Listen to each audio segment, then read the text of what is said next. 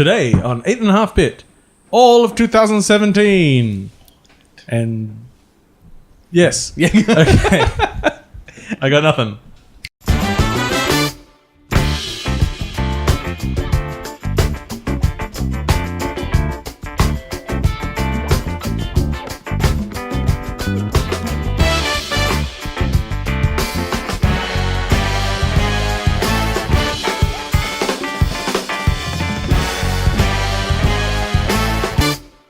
Welcome, friends of all designs, to episode 232 of 8.5-bit, which I'm sure is going to be the most Game of the Year 2017 episode of them all. I'm your host, Paul, and joining me today are my good friends, Amy. Hello. And Jamie. Hello.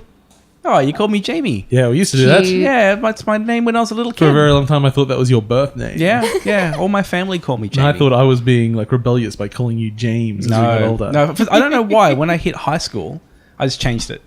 Like all through primary, it was all Jamie. And high school, I'm like, nah, I'm going to change my name. I don't know why. It was really random. Yeah. I'm obsessed with a single hair that's sticking out of your nose right now. Oh, really? That's terrifying. No, other nostril. That one there? And can I go get tweezers during this episode and just grab it at random? Do you want me to get rid of it? You can't. I mean, you can try, but you can't. Is it? Can I pack it? Like, they're not going to see it on the camera. No, and they're certainly not going to hear it in the audio feed. Did I make it worse? Actually, you kind of tucked it back up there. There we go. What a champion. Okay. And friends, I have a question for you. I love questions. What is Game of the Year 2017? 20. That's a secret. No, the answer is Zelda Breath of the Wild. We can forget about the number one because fuck it, that's not interesting to talk about. You know, I so almost didn't put it there too. Well, it's not your number one, is it? No, it's not actually. I felt like anyway.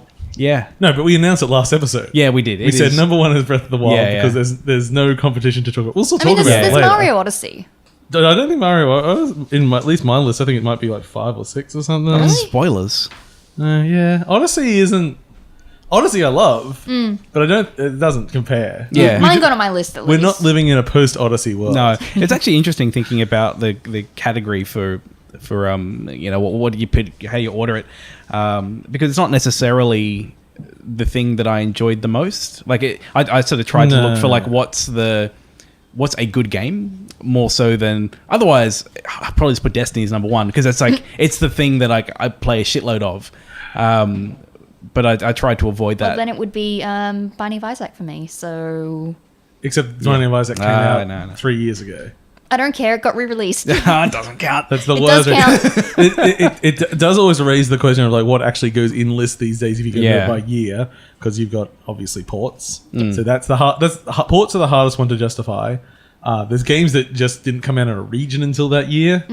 It's like, okay, well... You get some stuff which comes out of mobile, then gets a Steam release. Yeah, like you get remakes stuff or like that. just the long tail of some games. I mean, the thing is Overwatch this year different to Overwatch last year? Yes, very. Yeah, I wouldn't say very. I'd say it's different, but it's still by core the same game. I mostly play Mercy, which is a healer, and she got some really big updates, so I consider that to be a brand new game. Can I just get you to angle your mic a little bit closer to your face, Amy? Yep, that's good. I tried to have a category which was just updates, where I lumped kind of DLC, re-releases, like anything which is was taking a core product and is adding to it. Like that was sort of a separate list. I took them off my main release list. I pretty much just took games that weren't announced this year, weren't released this year, and said you can fuck right off. With one exception, I think, and that's because it was a re-release and it was an impactful re-release. Anyway, so before we hit talking about what games of the year were, let's just talk about a little bit of news. Fun stuff. Hooray! Okay, what have we got that we deemed worthy news to go on there? Let's kick it off with what I think is the most exciting game announcement for a little while. It's a game called After Party by the team that brought us Oxenfree. And do you know what this game is? No. Well, you and your friends are dead. Oh, okay, yeah. And you're in hell, and you decide to try and best the devil, and you're trying to best the devil by doing a pub crawl and drinking. That's amazing. Okay. And that's all we really know. And consuming and alcohol and becoming inebriated is a gameplay mechanic. And if you think about the way Oxenfree worked with its dialogue systems and natural language and such. Yeah, I'm going to assume it's going to use a similar kind of dialogue system. Yeah. I would imagine so. But will it be released in Australia, or is it alcohol exempt from the drugs law? Well, it's only if drugs give you a benefit. So if you well, it's kind of continuing the game, isn't it? No, I think alcohol's generally all right. You can consume alcohol in a game and like get drunk and everything. There's hundreds of games that have done that. You can do that in WoW. Yeah. What was I playing? I was playing Sea of Thieves. It's like that was about the only thing I could do that was any fun. Drinking. Oh God, it's just like real life. Drinking and stumble about. Everything else was so mundane. So I'm looking for that. I was surprised Stardew Valley is still coming out to the Vita. Oh, he's getting it there, eh? Yeah, apparently they're still going to do it, and there's other Stardew Valley stuff coming out. We still don't have our multiplayer yet. No, that's supposed to be early-ish next year. At least the trial beta sort of release of it. A Way Out, that prison escape game being made by the guy that made Brothers. Oh yeah, the co-op one. Yeah, if you want to play online co-op, you only need one copy of the game. Oh, that's cool. Nice. Nice. That's a bit bigger. Titan Quest is being released on PS4, Xbox One. That's the 1 hour one. No, you did the same thing last time. Titan Quest is an old Diablo 2 style game. No, okay, yeah. Yes, you're thinking of Titan, not Fall. What's it called? I'm pretty sure it's Titan Quest. Titan Souls. Titan Souls. Yes. Oh yeah. We had the exact same conversation last time we mentioned Titan Quest because it's a 7-year-old game that they just released DLC for. Yep. And it's coming to Switch. That's what I wanted. Yes. Yeah. Because ever since the Switch, I have wanted we wanted Blizzard to bring Diablo 3, which isn't going to happen. No, probably won't. I think that kind of game could work very well on Switch. It could, and it's a good action RPG. Yeah, the most exciting DLC I saw in recent times. And it was rightly pointed out to me that the worst thing about this is the fact that they announced it. So if you're playing Ghost Recon Wildlands, and I think it's running from sort of now a little bit before this and running to the beginning of January, I think. The Predator's in there. And the Predator hunts you and you hunt the Predator, as it were. In a game with absolutely no fantasy setting at all. Yeah. Just chuck in an alien I wonder if monster. this opens the door for other kind of fantasy horror tropes and creatures. That'd be fun. Like if we could get some Freddy or Jason or something in there. This is what was pitched to me, and we should imagine if they hadn't announced this DLC. Oh, you're just playing this game with 3 friends, and suddenly you hear the ticking. The 3 laser pointer goes on your friend's face, and they're dead. Anytime. And then it's just like on the forum, it's like, the fucking Predator ran through and killed us all. And I was like, what are you talking about? No. It just took like 2 months for it to actually work out that the Predator's in the game. Yeah, Would be amazing. You want to do like a slow rollout? Yeah. Well, you know how, was it Elite? They started, you just had that one encounter with that new alien race, and then slowly over a few months, they started doing more and more things until now they're just in the universe. Like, that stuff's cool. Yeah. Do it. And I think you get more press overall by doing it, because people get excited. It's a mystery. It's fun. Okay. What was I going to say? There's not a lot of news. I didn't want to overload it with anything. This was actually, I think, about a month ago now, but we've got to talk about it. China's getting a bunch of Wii games. Like a Mario Galaxy. Yeah. Released on the NVIDIA Shield. Oh. Okay. So here's a few. So all right. Nintendo worked a lot with NVIDIA to make the Switch. Yeah, I mean, the Switch is, in all intents and purposes, a Shield. Yeah. But with Nintendo support. Which I don't think we're going to get those games off Nintendo platforms in the future. But hey, if they've already ported them to a controller-based hardware, yeah, man, I can buy some Galaxy next year. You know, I've still never really played much Galaxy. They're fantastic games. Yeah, I don't know how because you're not a Mario person, but not really. They're still very good games. I bought the second one back for the Wii U when it was cheap, but never played much of it. I enjoyed it though. Yeah, and even then, it was being played with compatibility, and you had to have the motion controls, and even though motion controls aren't terrible, they don't really add to the game. Not like Splatoon. That's on a list. And then we basically we sort of got 2 Apple bits of news.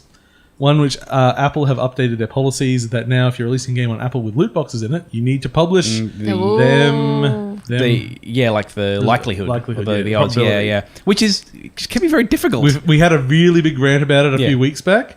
I don't know which episode, but just keep listening to episodes until you find that huge rant if you're interested. Yeah. It's a little bit more complicated than we sometimes like to paint it. Yeah. Is that including Astro? I think it's going to be. Yeah, it would be. Yeah. But I imagine they're not going to get too precious about things that are already out there. Yeah. It'll just be approval going forward. Yeah. So they didn't normally retroactively apply many of their Generally rules. not. No. They can update sometimes. Yeah. Oh, and they did. They kind of silently went through recently, and they did their 64-bit update. I don't know if you remember that, right? So much. That like nixed probably like 60-70% of the app store. It's the worst. My little sister uses her iPad for school, and most of the apps she uses at school are not updated yet, and they're not going to be updated. No. I really think it's really surprising that didn't get more coverage than it did, because they basically went through and went, we're going to just remove support for probably 2/3 of our the gaps on the store, and it's up to the developers to update it. But if it hasn't been updated, too bad. Yep. And they have that little message which says like, oh, contact developer to add support for blah or whatever. Yep. I've got a lot of, Amy, it's not working. Yeah. And Tell her to shut up. how I wish I could do that. I'll write her a official email from the school. Please. Shut up.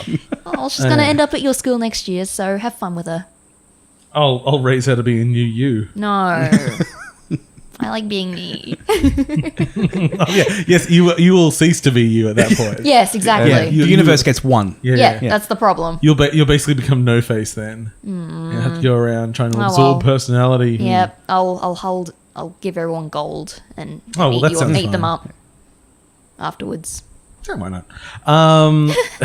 And the other Apple news was, do you think your Apple device is getting slower? It is. Which less conspiracy than people tried to pull out. So basically, as an Apple device gets older, they slow down your CPU, so the battery doesn't get much shorter. Which I think is actually pretty legit. Yeah. Which is except they don't tell everyone's spun it out of control. No, people don't spin it out of control. It's they're legitimate complaints. It's the whole like Destiny issue we were talking about the other week. What they're doing isn't wrong. They're doing it with no transparency, That's so they're dicks. Yeah. If the device has this option to do it, give it to me anyway. Like if I don't really care if my device is a bit slower and I'd like 50% more battery, please. Let me make that switch myself. Thanks. All they had to do was say, when it gets into some like 20% slower mode, hey, battery health is low. We've degraded performance. Contact Apple, you can get battery replaced and you fix your problem. Costs you like $80-$90. You replace the battery, you're done. Like solves the problem. But they haven't potentially make the money. And potentially make the money. But they didn't tell anyone. And so you do get that thing where your device gets progressively slower. Okay. Yeah. Oh well, I have a Pixel. Be transparent. That's all consumers want, right? I don't know if Google's doing it. Google's doing it as well. They quite likely could. Yeah. I mean, performance degrades for many reasons. Yeah. And so sometimes you just sort of shrug your shoulders, but it could be a solvable problem sometimes. Okay, and that pretty much brings us to... one other thing I did in my news list. If you are in China, you can't access the Steam community anymore. Oh, really? Like, just the community? Yeah. You can access Steam, just not the community. Yeah. So basically, you can't be involved in the trading systems and stuff like that anymore. Okay. That's going to lose them a bit of money. I mean, maybe... I assume, Yeah, anyway. it probably also saves them a lot of money on support calls. Yeah. Not that they spent a lot of money on that to begin with. Well, they probably do, actually. Probably Steam support probably costs like... Yeah, well, there's a lot of people using that thing. A lot of money a day. I was going to throw out numbers. I'm like, I don't know if that's too high or too low, actually. A number which is high. A high number that I can't afford to pay. Yeah. And still, it's terrible. I've never had to deal with Steam support before. I just assume that there is no point of contact. I did it once, and it took like a month to get a reply, which yeah, was last time annoying. I did it, it was about a 5 months process to Wow. get back and forth 3 times. That's bad. It was really bad. real Now, that bad. was before they sort of stepped up their game, but I'm still told it's weeks. Yeah, mine was maybe a year ago or so. Okay. So Now it's time to get into high gear and start talking about The Killing of a Sacred Deer, which might be my favorite film of the year. I want to see it. I didn't see it. We were getting to the film, but top 5 films of the year? Yeah. All Star Wars. I did enjoy when I saw Moana Star was Wars. good. I said it was either the second or third best film I saw this week. Wait, Moana was this year? No, it was last year, wasn't it? Moana, I don't know. I saw it on a television at some point. Yeah, it's a good film. I haven't seen it. Fair enough. I like Disney. I enjoy Disney. Yeah, we can. If we got time, we can talk about some movie bullshit later. Yeah, because actually, when I was overseas, I saw a bunch of movies. Yeah. I really haven't seen much this year. I saw Pitch Perfect 3 the other day. Really? It was a special event, like a preview screening, Yeah. and so we were all plastered with liquor. except for the young girls who are in Yeah. attendance. And they seemed more drunk than anyone, frankly, just screaming. There was supposed to be karaoke in the cinema before it started. Yeah. Oh, bless their hearts. The machinery was broken. Oh, no. Thank gosh. But that meant that one guy had to get up in front of the audience for half an hour and just like entertain them with trivia and banter. Oh, wow. And they eventually start telling him to just start the movie. He's like, it's pre-programmed. I can't do anything. Yeah. Just stuck with me for 15 more minutes. He was a trooper. It was great. Did he do a job? Oh, he did a great job. Yeah. They call it like, okay, so what's Fat Amy's real name? And all the... That's great. Yeah. They go, okay, here you go. Here's a t-shirt of Louis Theroux. I want that t-shirt. Yeah, exactly. I was like, I want that fucking shirt. It was good. Yeah. He was a real trooper. I like that. Good on him. Weirdly, I think as that series has continued, it's now more for me than it is for my wife. Oh, is it done the horror movie thing where it's like it reaches a point where it becomes self-aware? It's getting somewhere between the original Pitch Perfect and like not. Freddy Takes Manhattan. I was going to say more like Naked Gun. Oh, okay. It's like yeah. real comically silly. I need Like- to just get around to watching it. Yeah. It sounds like fun. Straight up like characters infested with demons. Oh, Ooh. okay. That's yeah, it gets real silly. Yeah. In a fun way. I saw a Jackie Chan movie Yeah. called Bleeding Steel. Is that new or old? I don't It's know. new, but it was the Chinese movie. It's a movie that I doubt it's going to play in Australia.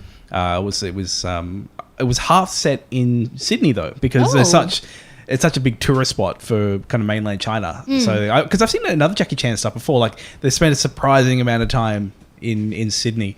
It was pretty entertaining. It's always interesting seeing Australia through the lens of other cultures. Okay, yeah, And yeah. I like when Australia is New York in lens of other cultures. Yeah, well, because it's all Sydney. It's all legit Sydney. They go to the opera house and they actually have a big fight in the opera house. But it's funny because they go to like the seedy part of Sydney and immediately turns into the US. Like now it's kind of like gangsters and like, okay, this looks like the US, except there's one part where the main character, the female lead, she just opens a door and there's this guy who's just some Australian extra that comes out and he's like wearing like this grotty shirt and just goes like, I'm like, that's the most genuine Australian thing that's been in this movie. It just gives the sleaziest look. Like, all right, you nailed Australian movie. But apparently the movie came about because Jackie Chan just wanted to do a sci-fi movie. Fair enough. And that guy can just do whatever the hell he wants. It's sci-fi. What's the Yeah. sci-fi premise? So- I said we weren't going to talk about movies, and now we're fucking go on. It's there's like bioengineering. So there's a character that has like this bionic heart, which makes it basically invulnerable. And Okay. there's like this like what is basically So it's the Avenger. opposite of Crank. Kind of, He yeah. has a bionic heart. Oh no, They're but it's not called- him. It's this other girl which has it. But he's like a super cop. In the first like 5 minutes of the movie, it starts off with him on the way to see his daughter who has leukemia, who is dying, but then gets called in to stop a bioengineered like super soldier. Like all in the space of about 3 or 4 minutes. Like it does not mess Nice. around. Like it's just like bam, bam, bam. Oh, your daughter's dead. Oh, you're fighting this guy. Oh, not my daughter. Yeah, it's great. Yeah, it's a So lot of is fun. this in Chinese or? Yeah. Okay. I mean, there's still some Australian, like English through there, but it's, Yeah, I might like- have to track down like a a subtitle version or something. yeah, it's Sounds fun. like fun. Yeah, it's a fun movie. Jackie Chan's always entertaining. Yes. Yeah. Doesn't he own like somewhere down on the coast? Somewhere? Oh, maybe. I don't know. Wouldn't surprise me. I imagine. The guy would He have likes it. good money. Yeah, after Rumble in the Bronx filming in Brisbane, he couldn't get enough of Australia. We're very Bronx-like. Yes.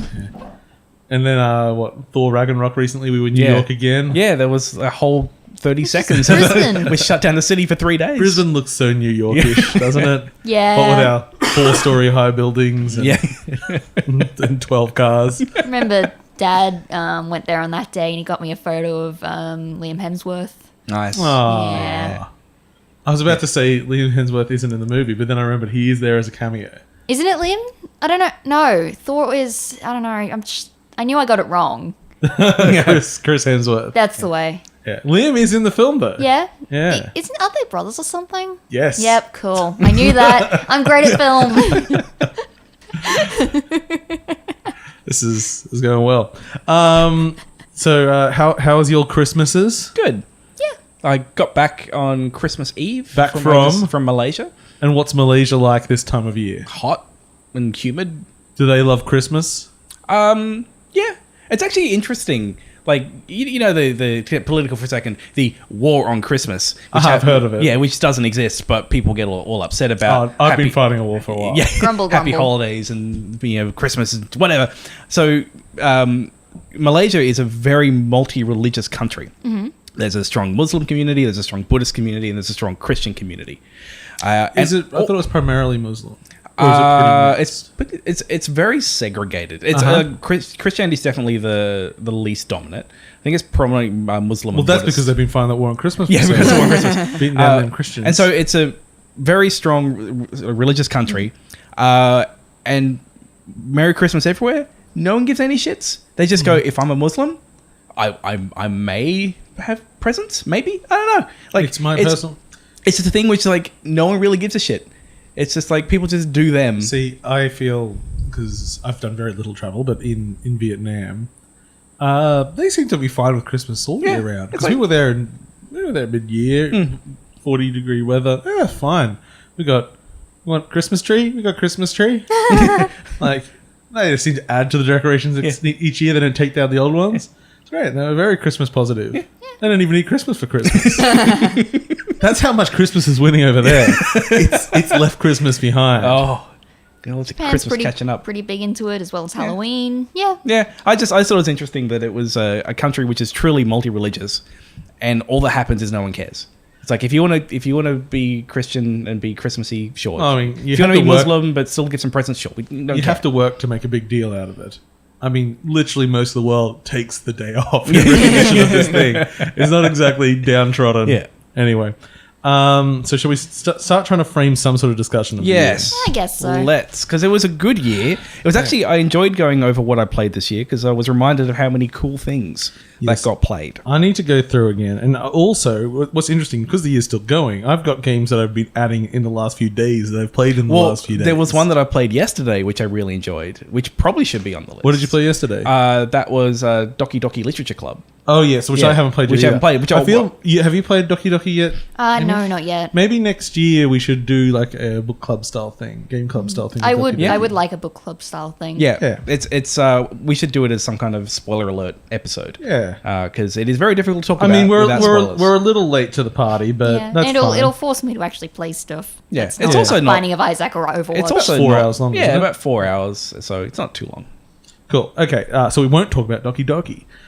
Let's just start this with. Let's just like count down, then we can talk about other shit as we go along, because there's no real thing. So we've each written up a personal top 10. Yes. Yeah. Just because it was something to do. Top 10. Because do you remember how we used to do this? I would just get a list of every game released that year, and we would go down the list. Yeah, and the podcast would take 5 hours, and it was boring as shit. I remember that, because all we did was say like, "Oh, that game was good," and then we move on. And we move on. Yeah, it's crap. Okay. So let's just do like a top 5, except it's top 10. Amy, let's start with what have you got as your number 10? Number 10, just get a 5 for Switch. So I'm starting out with a port. You're starting out with an old game that just got a re-release this year. I hadn't played it until I got it on the Switch. If I haven't played it, it's new to me. Yeah. That's a terrible rule. There's so many games I could just throw in here like, oh yeah, I played this. It came out in 87, but I played it this year. Game of the year. Game of the year. It's a really cool little tactical game. I haven't played too much of it. It's super duper in depth from what I've figured out. Cool. Next. Well, I got nothing to say about just KF5. I mean, we always said Legend of Zelda Breath of the Wild is our game of the year because it's everyone's game of the year unless they're lying. Oh man, I played. I got told I had the Switch, right? Yeah, and I played a lot of Breath of the Wild. And I played a lot of Skyrim. Yeah. And you know which one I think I prefer? You've been playing Skyrim more. Yeah. That's all right. Yeah. Look, hey, I'm definitely not saying it's everyone's individual game of the year. I'm just saying that overall, looking at the year... I mean, you're talking objectively. We're talking about game that is a quality game. Yep. So these are the sort of... And this isn't like... There's not a strict criteria of game of the year. But if there was one... But it's important. We need to give a number. Game that's actually a quality game. Yeah. Game that represents something important in game design. Yeah. And game that has... the public penetration to also be important. It's like that's the only game that really strikes all those three things. Like PUBG hits like the second two, and really I think fucks up the first. Fuck, I just could not put PUBG on my stupid list. I still haven't played it properly, so it's not on my list at all. I've been trying to play Fortnite. I can't bring myself to play it. Because all my friends who used to play Overwatch with me just now play it. But it's so fucking So boring. isn't that a reason to play it? If all your friends are playing it, then you've got people to play it. They're not friends anymore. Because if I played it with people, I might actually enjoy it. It's more fun as a squad game from everything I've heard. Yeah, by yourself, it's fucking terrible. I hate it. I still like Overwatch more. It's just got more... Well, it's a pretty different game. Yeah. You can just fuck around a lot more Yeah. on Overwatch. It's the other There's one's less just hiding shooty in shooty gun cupboards. Yeah, but what I was going to say is, other than us, like, okay, Zelda Breath of the Wild and mentioning Disgaea 5 there, the other thing that's number one this year is just the Switch. Nintendo has, like... You're a Nintendo. They have... Well, we've become like a Switch podcast these days. Yeah. We don't fucking shut up about it. When I look at other console releases, I honestly can't think of something that's been as solid. Like Every single crazy. console launches with... Why'd you buy it? There's no fucking game. Yeah. Like throughout history, that's pretty much... You got better launches than others, but after the first sort of... Everyone's like, there's nothing there. The Switch is the only console I can think of that in less than a year of launch, it has multiple classics. It'd be like if the It's Xbox released with about 4 or 5 Halos. Yeah. Like it's crazy. It's like because there are that many games of that quality that have hit different genres that have come out of Nintendo. It's nuts. And I've loved every single game that I bought for it that I have played. Adding in that little bit on the end. Every first party game that I've played on the Switch so far has been very good. Yeah. I mean, I liked ARMS. It certainly lost its appeal quickly to me. But I mean, they just did the final update for it. It's literally the final update. Other than bug fixes, that's the last content update. But they've added like 5 more characters. And added a bunch of stuff. Yeah. I really wish I got to play that game a bit more. I want to try and like it. Yeah, it's a bit different than like when the DS was out and we saw more just gimmicky games. Yes. we were playing shit like Rub Rabbits and everything. Yeah, trying to convince ourselves that they were very good games. Yeah, like, they weren't good. No. Yeah, the Switch is an amazing year. Yeah, notice like the only one that really is a bunch of gimmicky shit is 1-2 Switch, and people were calling that out as shit when it first came out. I mean, no one went through that because they were already good games. We didn't have to pretend that stuff was there good. was so much there. Yeah. I actually completely forgot it existed. It's like We Play all over again. Oh god, yes, We Play. That game was... I still liked that. I finished everything. I think I have a copy of it, but I think I may have loaded it up once, maybe. They really should have bundled that 1-2 Switch in. Oh yeah, It should have been a bundle. Definitely. Should have been a The bundle. fact that was a solo thing was insane. And think about it. I was a bit sad that it didn't actually have a bundled game with it. I should have. Yeah, I mean, most consoles don't really. Yeah. They add games as a bundle. Yeah. But yeah, I very think few come Just with. looking at Nintendo's console releases. Then again, no, Switch didn't have anything, did it? Yeah, what game other than wait. Wii? What one did have a bundle? Yeah. Wii's about the only one that ignore came with me. something. Yeah. Yeah. Most don't. But actually, Boy? because it was, I can't remember the year. I mean, the exact dates, but the actual Switch lineup and that, like, didn't we only get the first reveal of the Switch in December last Didn't year? the Switch, it does have a bundled game? Golf. Yeah. They actually just removed Technically. it. Oh, they removed really? it? Yeah. Which I thought was a little bit funny. Because, Yeah. they took it because there was Golf in the firmware, which was kind of a tribute to Iwata. And it's apparently, people argued it was in there as sort of a good luck charm. And now they've taken it out. I don't really know why they bothered. Because so next year's going to be a shit year for Nintendo. I mean, maybe that thing's so lightweight. It's like, well, we could either have that or we could have folders in the menu system. Well, which one do you want? I prefer golf. Oh, I'm getting to the point where I need folders. So, I got a lot of shit on that thing. The other surprising thing with the Switch is it became such a little indie platform. Yeah, so many indie games on it as well. I mean, the Wii U had quite a few indies, but it just wasn't right. Like the Vita was my go-to indie platform, and this is my new Vita. I mean, I've been playing Enter the Gungeon this week, which is a game I already played and I liked, but I fell off it quite quickly.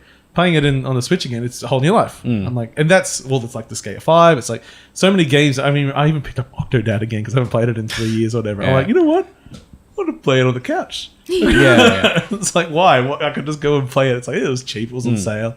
Like, yeah, I'll go in.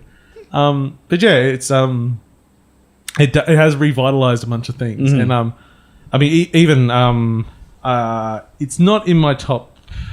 No, actually, where is it? It's my top 20. It's my 25th top game. but I assume it might be probably hitting Amy's top 10 at least. Mario Kart 8, which is a game which is ostensibly the same as what it was. What, 2-3 years ago when the Wii U? I'm actually surprised that I put it on because I have played it that much. I put it in my update list. Yeah. Because there wasn't enough in there for me to justify that being a new game. It was a port. Yeah, it's a port. They added the battle mode. They added the 2-item limit. A few other little things around you, a couple new characters and shit. I need a new Mario Kart now. Well, yeah, I wondered how long till they do a new Mario Kart. So they just did this big one for an update. They might not do another one. I don't think they will. I think if they do, it has to be quite radically different. Yeah, I don't see what... It just needs more courses. That's all I want.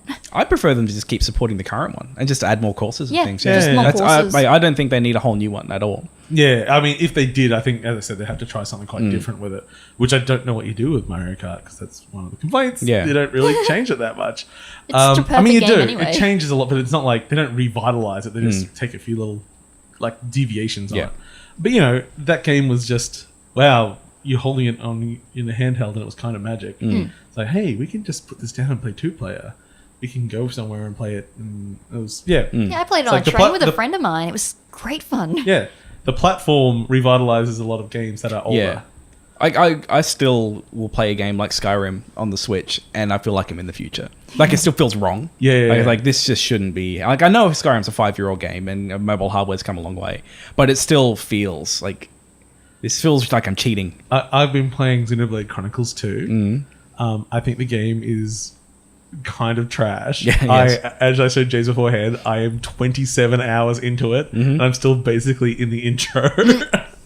And I just keep playing it, partly because it's like mindless MMO combat, but it's in my hand. Yeah. And I've literally fallen asleep whilst actively playing. And it's like just the sound cues and it's like, oh shit! Oh good, I won! Oh god, there's so many problems with that game. I don't even know where to start. Yeah. Even this fact, you want to play it in Japanese language not because I don't want it. I want it voiced in English. The English is terrible though. But the voices are... It's real bad. They chose it. The voices are so badly cast and acted. It's like, okay. But that means you have to actively be looking at it, and man, I've been falling asleep a lot. Closing my eyes during cutscenes, go, oh shit, I don't know what anyone just said. Yeah. But also, they talk to each other while you're running around, and they don't subtitle that Oh, stuff. really? They probably should do that. There's so many just things that are not good. In that game, the controls are so badly put together. As I said, this is a game I put 27 hours into it. I'm obviously getting a hook in there. But there's a button that when you push it, you auto run. Yep. And sometimes you push it and it opens up fast travel. And sometimes you push it and it does nothing. Oh. Now you might think that's in different modes. No, that's just running around in the overworld. Oh, really? It can just do one of those 3 things. And as far as I can't tell what changes. Once it starts doing one of them, it'll do it consistently for a while. Yeah. I wonder if is it like you're in combat mode versus travel mode or something? No. Because when you want auto run and you want map, that's when you're just running around. Yeah. I can't tell you. You open up the control thing and it has 3 things coming out of it. Is it how long you hold it? I can't tell. Do you have to blow into the little microphone to make it swap modes? You got to think. You got to think really hard when you push it. You're like map. It uses the IR sensor on the side. You got to wave. So when you're running around the overworld, the little D-pad, all the down is when you lock onto someone, you can throw a rock at them to try and get their attention. But I'm pretty sure the other 3 directions just bring up control mappings to remind you what the controls are. It's the fact that exists shows you that this is not a great implementation.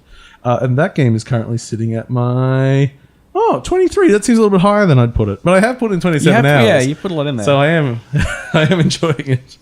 Okay, so did you do a number 10, James? No, I did not. Okay. My number 10, Hob. The surprisingly sticky game that got into James's brain from Runic Games, who are now defunct, gone. I say it's not really. Maybe Zelda-y. Not really. Not Zelda-y. I'm trying to think what game you'd liken it to. Because it's that kind of solitary adventure, top-down camera, go around to different zones, slowly opening up the world.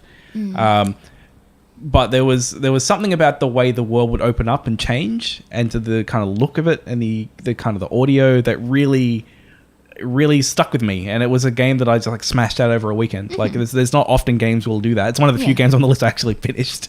A little surprise hit for me. And I thought it was decidedly average. Yeah, like it was one of those. Like it almost seems like a more Paul game than James game in many ways, but maybe just the repetitiveness of the combat. Maybe I do love things where I just do the same thing over and over again. I did just spend 27 hours doing a MMO style rotation, so I guess I can't talk anymore. I think part of it was so forgiving.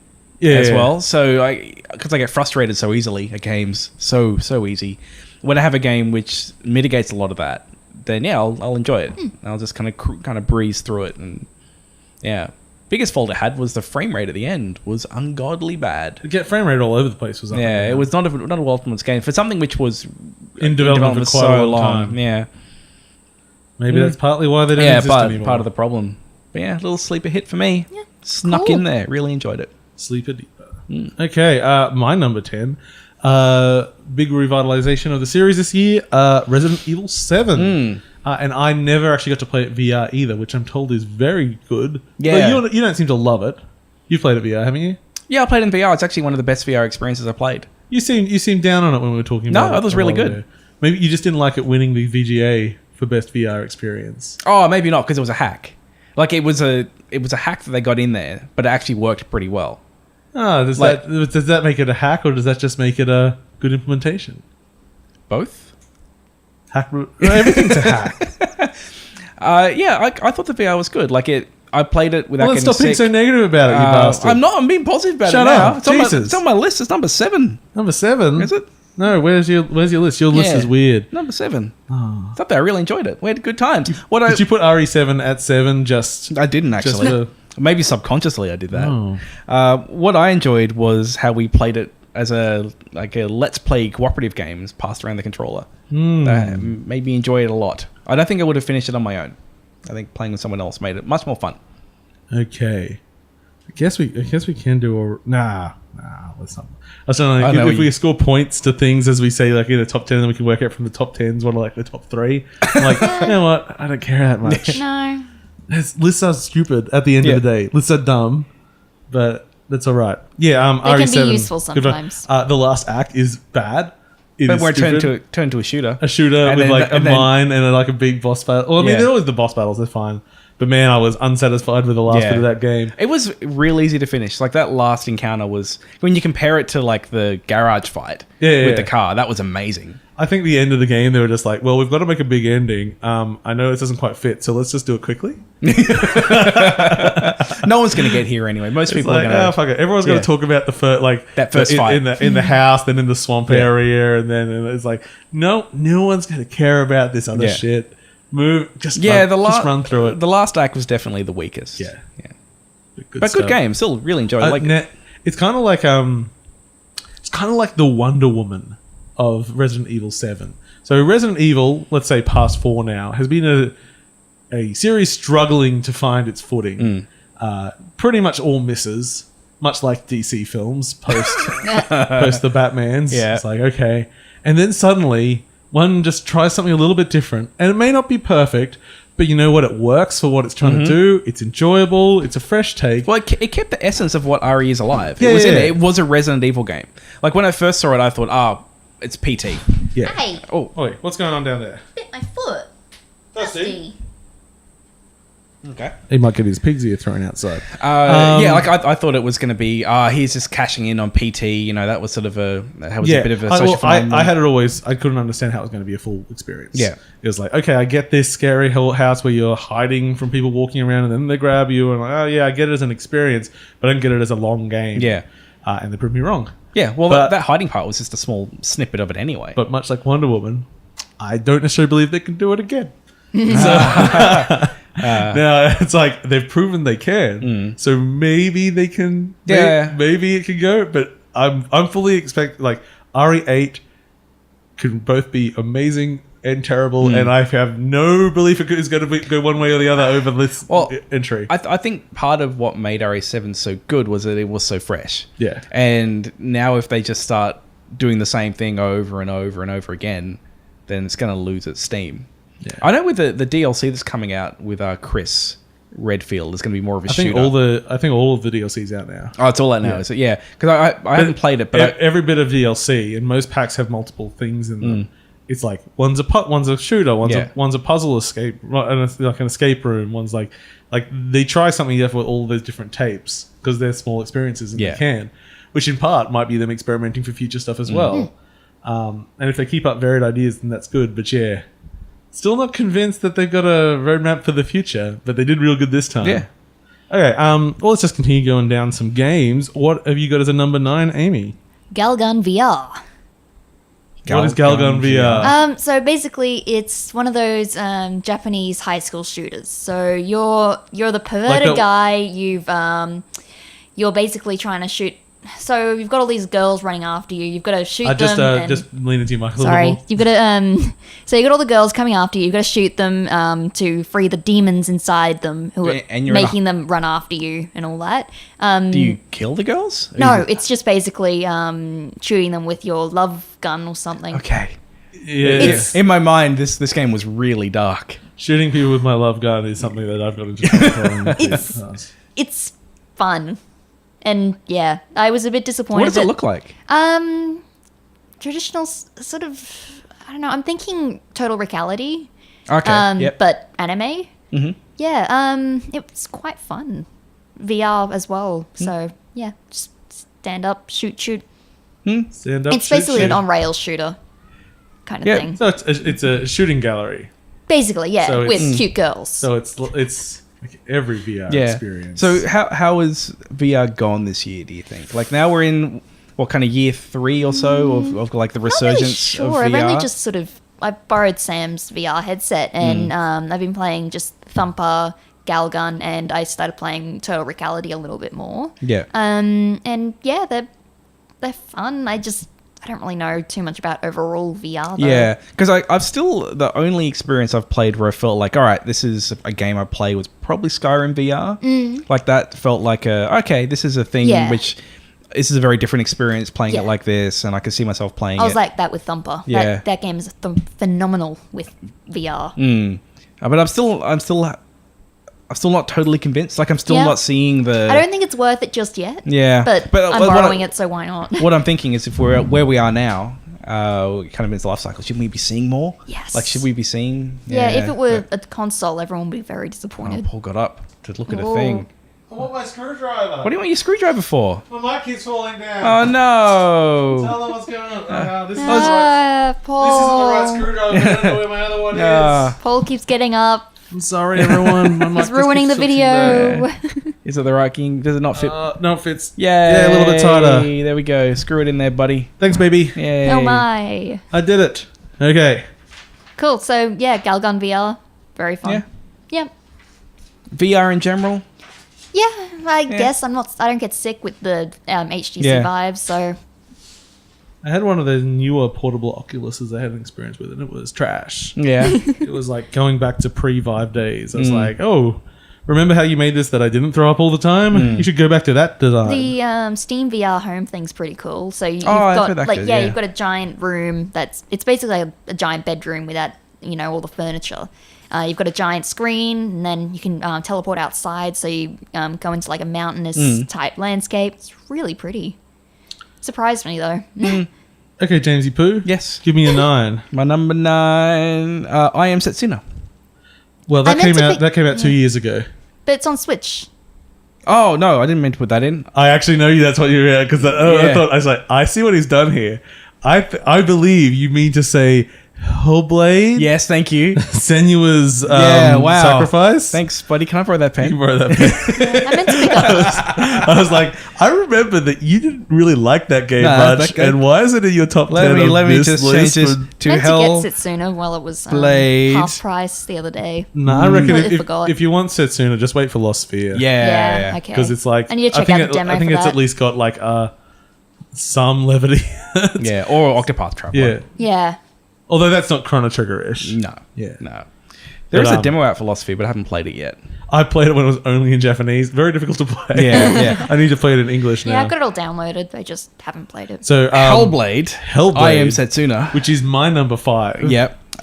So I like it when games come out and do things that other games have not done. So is this on the Switch? No. I think the Switch would actually be incapable of playing Hellblade. And while I think mechanically it's nothing special, like the combat's okay.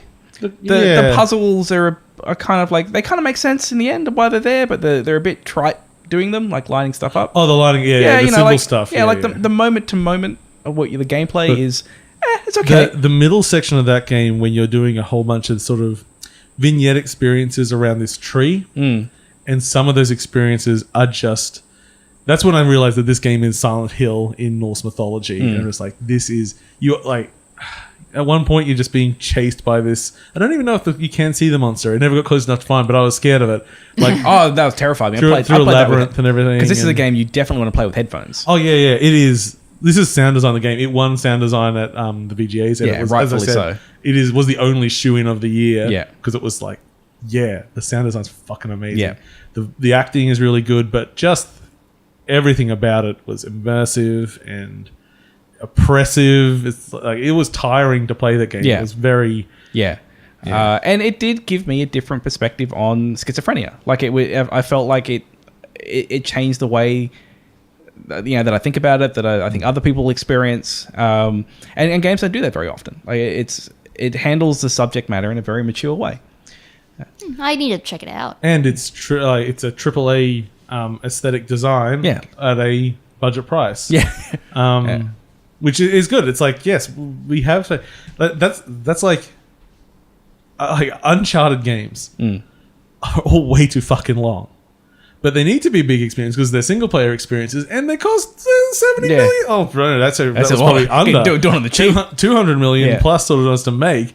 They would cost a little bit less if they weren't so long, but like the amount of like, it's real hard. The tech was so much investment to get into it. They don't want to do a short experience, but if they could take that tech and just make smaller games out of it, like that would be perfect for me. But there has to be a $60 game. They can't not do that. They have to do a $60 game, hopefully with a season pass, then maybe something else coming off later with it. It's like, because the investment's so high. But if you can take those sensibilities and just make smaller experiences, Hellblade now has thankfully made a profit. And that includes them giving some of the money towards charitable organizations as well, I believe. So, I mean, it's a big success story all through and through. It was a very good game.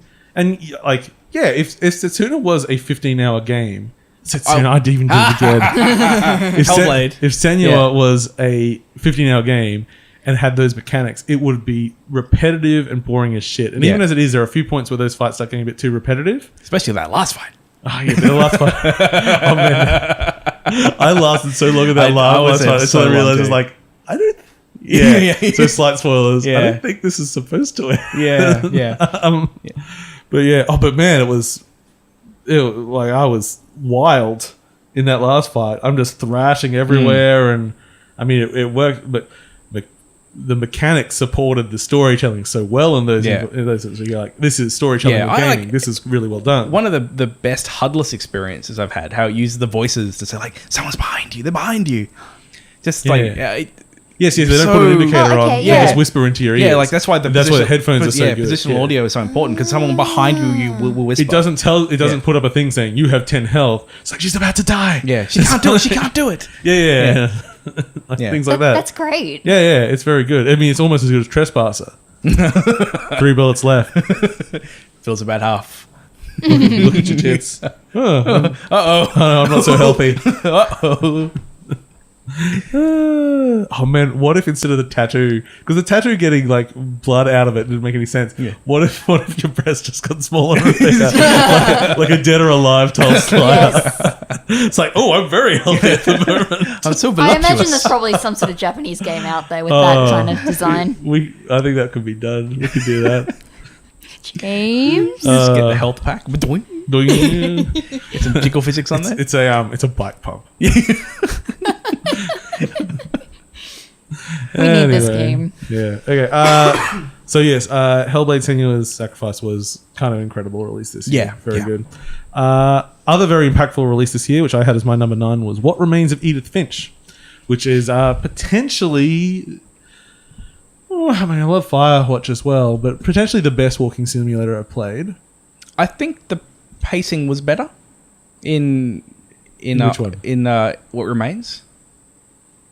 I don't know. I think they're both pretty well paced. Well, I think that like there was a lot more variety in what was going on. Well, yeah. Oh, yeah. Oh, Yeah. see, but that's where they totally tried to do. Yeah, things. Edith Finch is this eclectic collection of small short stories, really painting an overall picture of this family and tragedy, and there's a lot of nice little details in it. While Firewatch was more of a, you've gone out to spend some time in your own head. Yeah. They're kind of trying to achieve different things with that.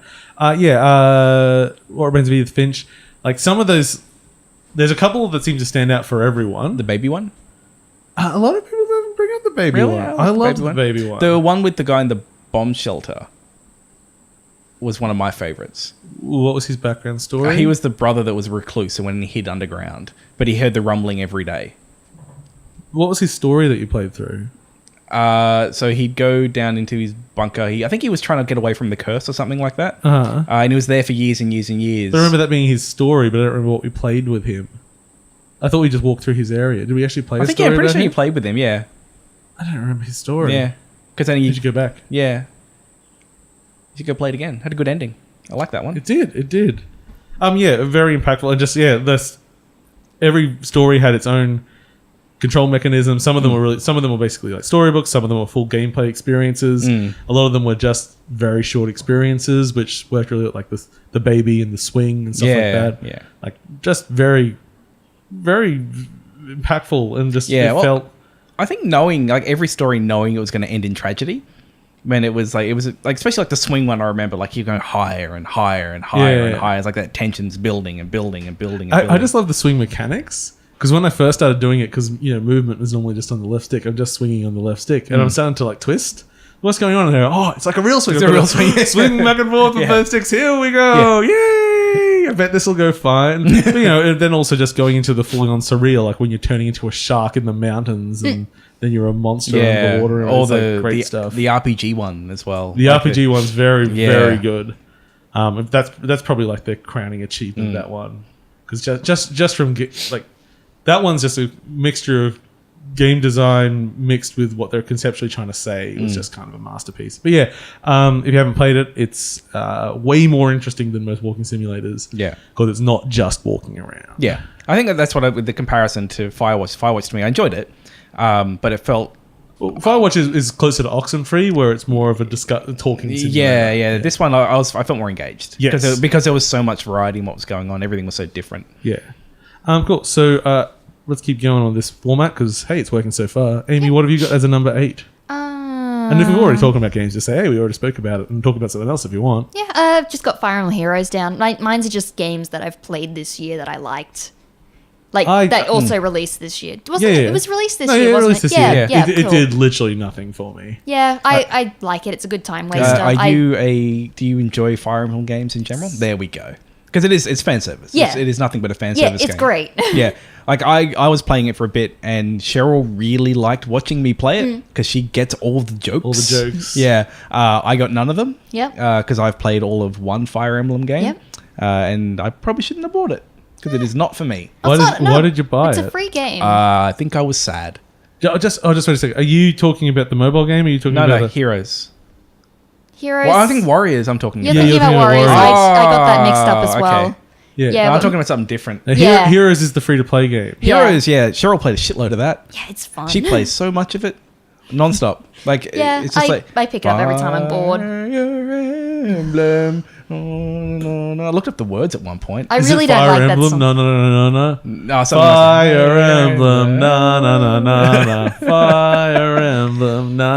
I don't like the music. I got a 5-star Lucina early on. Nice. And Cheryl really wanted it off me because I just I played it for a bit. I'm like, oh yeah, this is a really gamey game. Like Yeah. it's for a mobile game. There's a lot going on. I've got 3 5-star heroes now. So I'm pretty good. Do you crossbreed them or whatever to get the best? I don't know how to do that. Yeah. I've only been playing just Cheryl- the missions and getting the Cheryl spends a lot of time picks. on Reddit trying to figure out yeah. optimal strategies on how to get a perfect build. Yeah, I've just got the characters I like. That's how I play. I think I used to like Cheryl. Aww. That's fine. She can play that. Man, I didn't put it on my list because I didn't play enough of it. I think pretty much I did the tutorial and then it said, now we're going to download the real game data because it doesn't download it. It downloads it inside the app. I'm like, well, you know what? I'm going to delete this game instead. Yep. So yeah, that was back when I used a rooted Android phone. Animal Crossing Pocket Camp. That is my third worst game of the year. I sure did play that once and never again. I played it a couple times. It wasn't that I played bad. it for a few hours. Did you try to find the fun? Yeah, I searched everywhere for the fun. I tried shaking a tree. Yeah. I tried fishing for fun. I tried trying to catch some bugs for fun. I tried putting down a sofa and able to get a hawk to come to my camp for fun. Yeah. And no fun was found. You know why? My theory on why? Because the original Animal Crossing isn't fun either? No, it's a game with very little fun. It's a busy work game that is not very good. Yep. But it's all about the community and the talking and the time, right? So when you take the time and you monetize it, like, well, the soul's gone. Yeah. Like, the thing is barely a game to start with. Yeah, it's not as fun as actual Animal Crossing. And Animal Crossing, I'm going to say, is not that fun. I do enjoy Animal Crossing. I've played a lot of it. Yeah. But I don't think I ever enjoyed it much. Yeah, I enjoy it. Better go down and get the shells. Yeah. Oh, I got the shells. Yeah. You got the shells, James. But did you get 3 Bs? I did not get 3 Bs. No, I actually enjoy the game quite a bit. Let's talk about our worst games. Oh, okay. So what's your worst game on your list, Well, because I James? did actually play through everything. Like, I listed everything that I played this year from the show that's my problem notes. as well. So if I look down, Drawn to Death was pretty bad. I realized I forgot to put that on my list. That would be pretty low. I tried to like Morphight, but I didn't really like it that much. I don't know if I put it like it's low on my list of shit that I chose to play. I finally got around to downloading that code you gave me, James. The Morphight. Yeah, I did that last night. Did you play it? Not yet. I did it last night. Yeah, like when I say my worst game of this year, I mean it's probably it's low on the list of shit I played this year. Yeah. It's probably I don't know because the last bit isn't really ordered. Didn't really get into Yonder that much. Yonder's pretty low on mine. Yeah, it's fine. My lowest is Deformers. It's low on my list as well. That game, not only was it very unpopular, it played like shit. I hated that. Then Super Rude Bear Resurrection. You play a lot of random things though. That wasn't that random. I took out all the random shit I got on Steam. None of that's there. This was a game I got sent from an actual PR firm. Said you should play Super Rude Bear Resurrection, and I was like, why not? It looks a bit Super Meat Boy-ish. Yeah. But they decided that what the genre really needed was a camera tilt when you're running. Oh. No. I don't think it does. And once you turn that stuff off, the game is then just average. But with it is abysmal. I think what else? Because I have other things on here. I really didn't like it. PlayerUnknown's Battleground. I really for something which is so goddamn popular for some reason. I just realized my list has Animal Crossing Pocket Camp twice in the bottom. Yeah, I saw that while I was looking through. Yeah, I just hated it that much. It got in the bottom top 10 twice. It's nothing. Okay, James, what are we doing? Number 8 for you, was it? Yep. Where are we up for number 8? Oh, Super Mario Odyssey.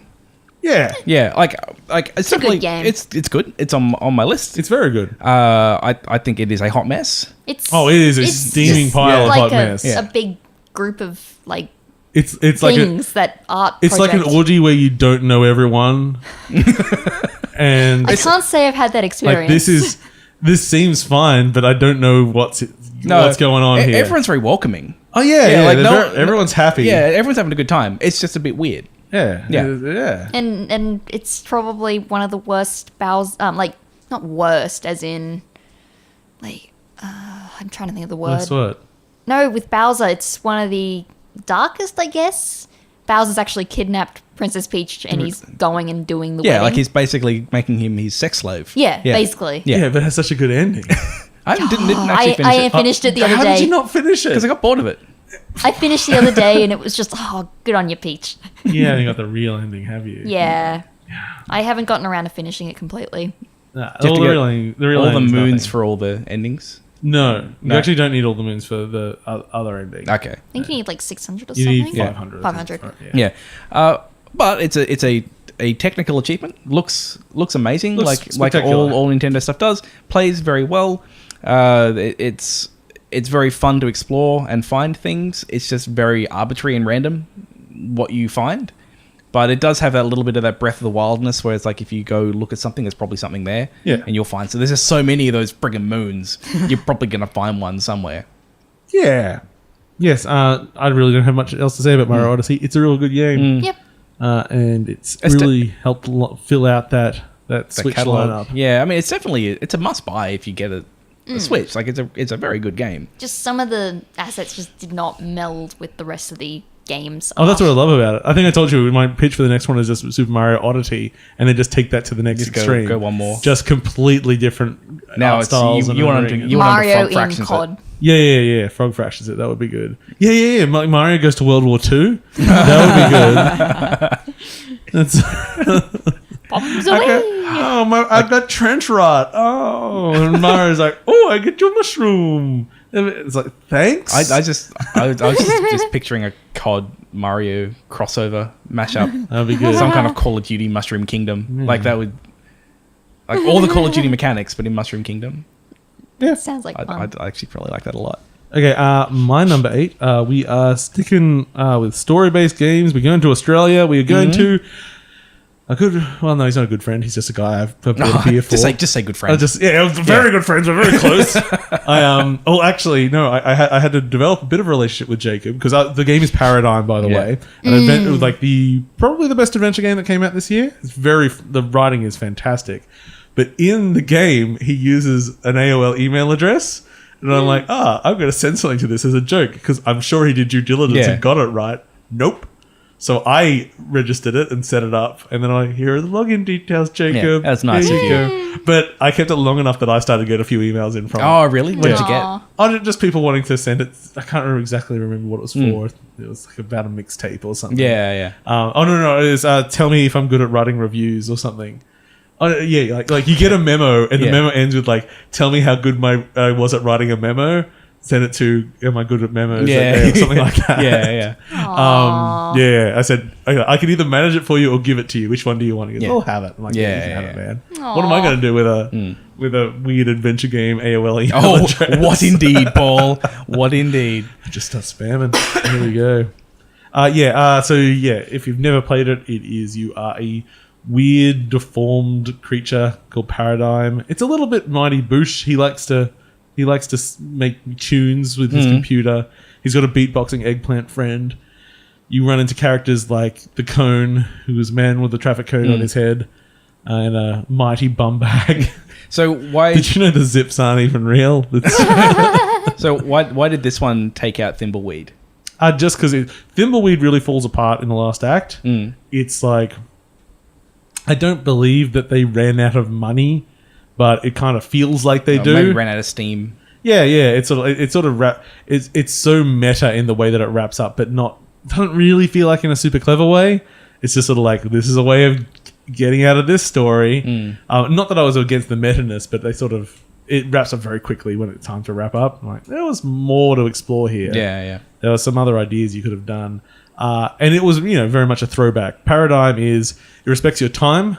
So there's lots of just good quality of life things. And it's just, the writing is so good and so fresh. And the puzzle design is good too, although potentially a little easy, but I think that's probably good for most people. My desires for adventure game puzzles, I think, are a little bit higher than most people. A modern adventure game in the modern audience, making it a bit easy is not a terrible idea. Yeah, the world and the writing is the thing that really sets it apart. And I'd recommend following Jacob on social media and stuff as well. He's always posting hilarious shit.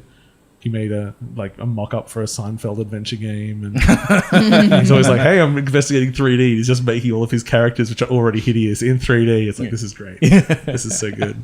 He's a funny guy. Okay, so how about you give me a number 7 then, Amy? Mario Kart 8. Oh, that's right. Yep. Yeah. Go on. Want to talk about anything else? No, not really. Okay. Yeah. James, why don't you give me number 7? My number 7 was RE7. Oh, well, that's all the 7s. We've already spoken about before, which means I'll pick another one to talk about. That's right. On my list. I'm going to go for one that has another 7 in it.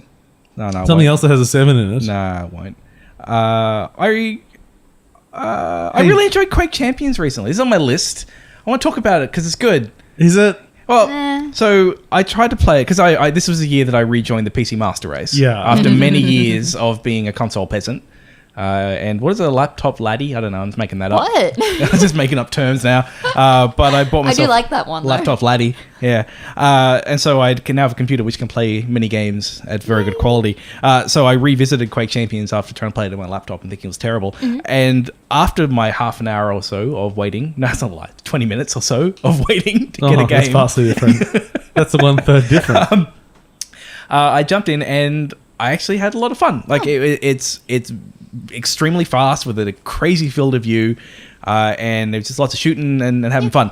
So I played it for a while, and I am terrible at it. I'm not very good. Yeah. And so I went and actually watched some videos on how you play this game, because this is the game which you have to, because it is they have successfully gone and channeled what you had to know to play Quake games, which is just obtuse engine exploits, which are now kind of core mechanics. It reminds me a bit of Tribes when it turned skiing into a...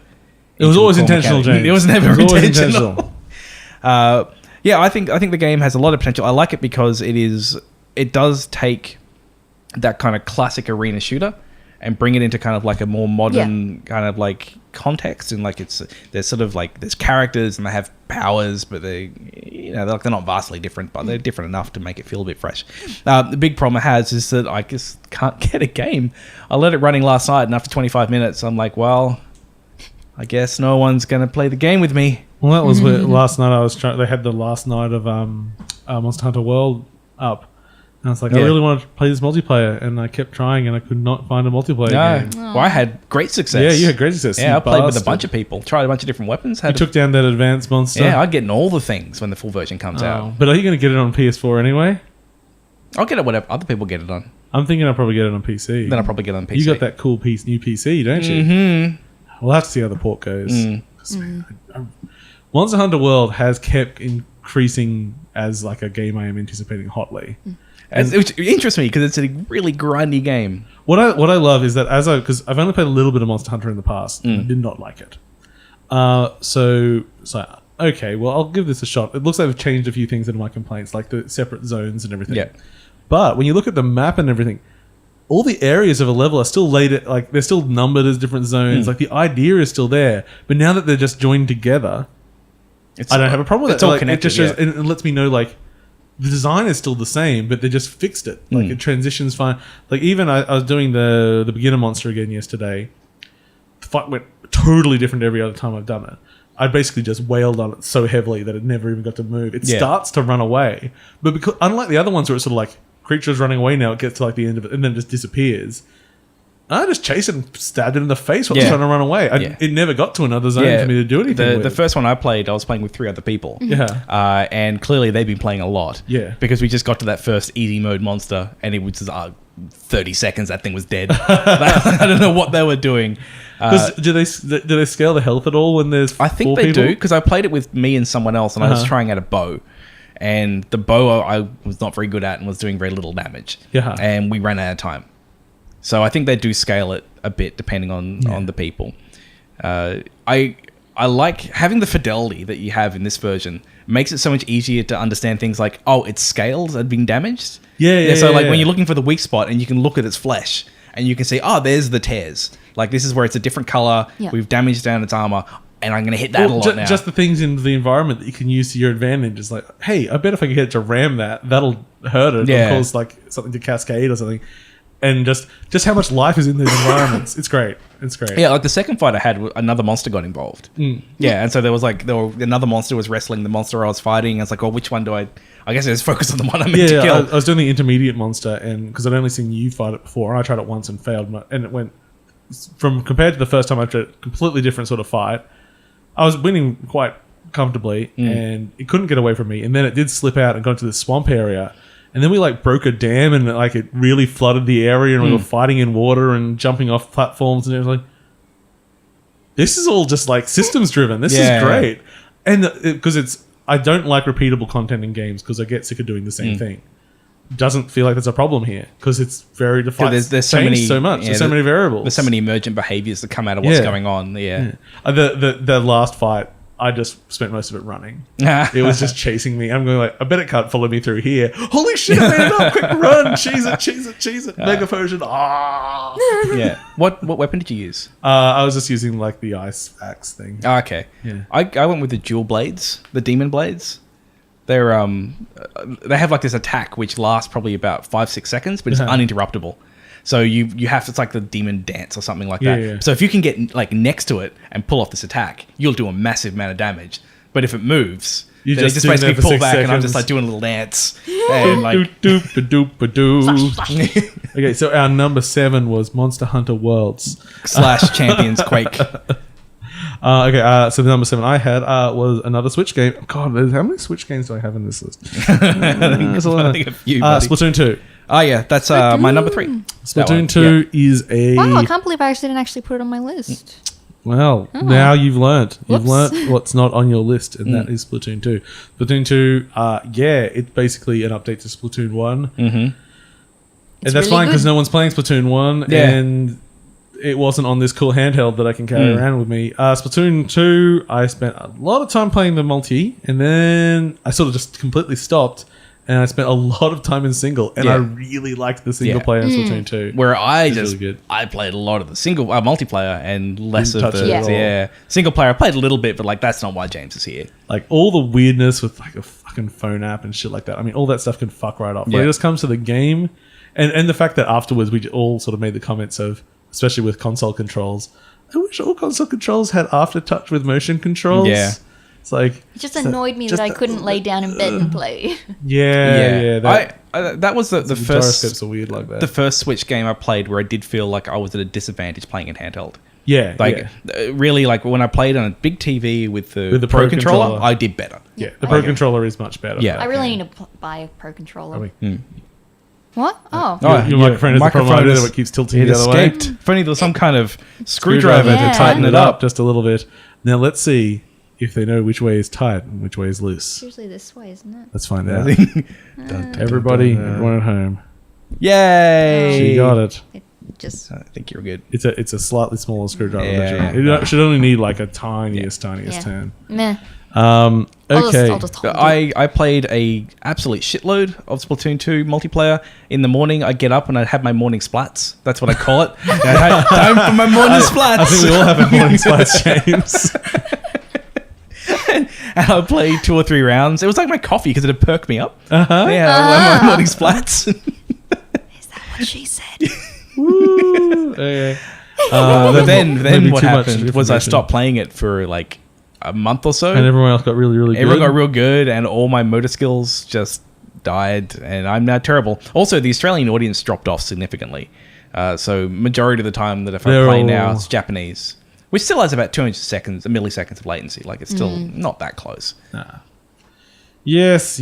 Oh, well, we'll just have to play local. We'll have to have a weekly meetup for Splatoon. Just 4 players, Splatoon. Hey, do you guys have Federation Freedom Metroid Federation Force or whatever? I do not. Sam has it. Should have got it for you guys for Yeah, if it's Christmas, when it's $10 because it each. was real fucking cheap. Was it down to $5 Is that yet? the 3DS one? Yeah, Or- yeah. Yeah. Really? I thought James had it. No. I have it No. and know what to play it with. That was the new Metroid game? Yeah, Well, calling new- it new 2 years Metroid ago. is a stretch as Yeah, well. it has Metroid on the title. Yeah. Oh, I It thought, shares you, some similarities to Hunter. I thought people liked the 3DS game. No, you're thinking of you're thinking of the new Metroid. Which Yes, is very I am. good. That's Yeah. yeah. Yeah, Samus Returns. Yeah. Yep. Federation Force is not Very different. Oh, game. okay, Yeah. cool. It is a 4-player co-op. Yep. Well, Oh. kind of 4-player co-op sports game, and then they seem to put a sort of Metroid themed Monster Hunter game around well, it. the ball game you can download for free. For free, yeah. which I did actually play a bit about that. It's That's pretty right. good. That's why I thought you might have had Yeah, it. Because I I remember you enjoy- talking about I- playing with your balls. Yeah, I enjoy playing with the Metroid balls. Yeah. yeah. No, don't put Metroid. Don't ruin the sass. I'm going to ruin the joke. Fuck you. I am the reason we can't have nice things. Oh. Okay, Amy, have you got something for 6? 6. Sonic Mania. I yeah. really enjoyed it. Actual good Sonic game, basically. Yeah.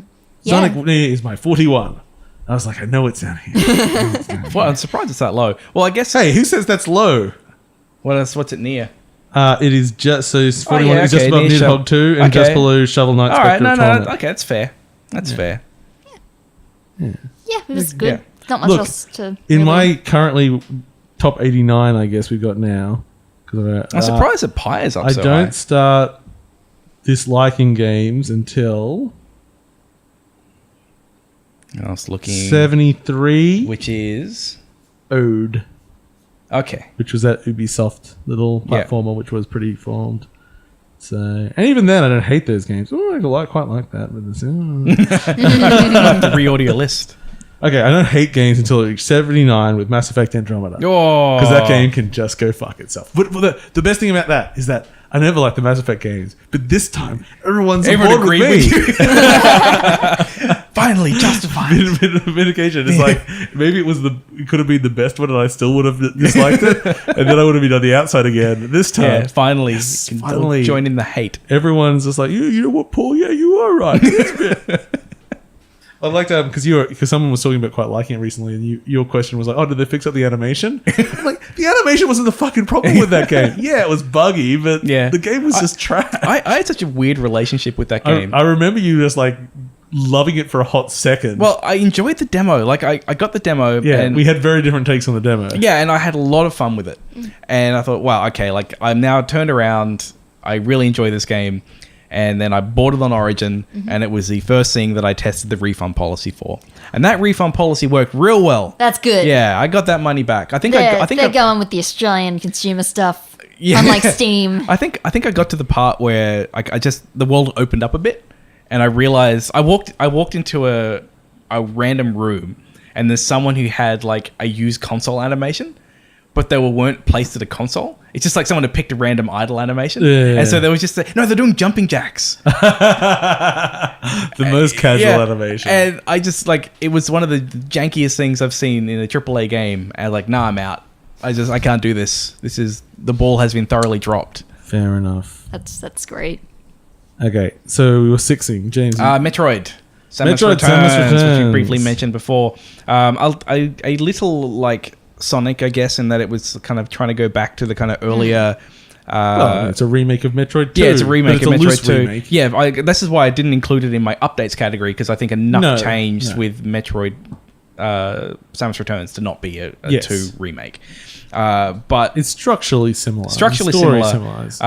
Gameplay-wise, very different. which I did not have the problem with this that I had with Sonic, where Sonic I felt was I'm going to make a classic Sonic game, Yep. and I'm going to bring in all the things that come along with it being which is It was- fine if you want that. Yeah, that's that's fine. what I wanted. I reckon they made the first Sonic game that didn't suck. Oh, okay.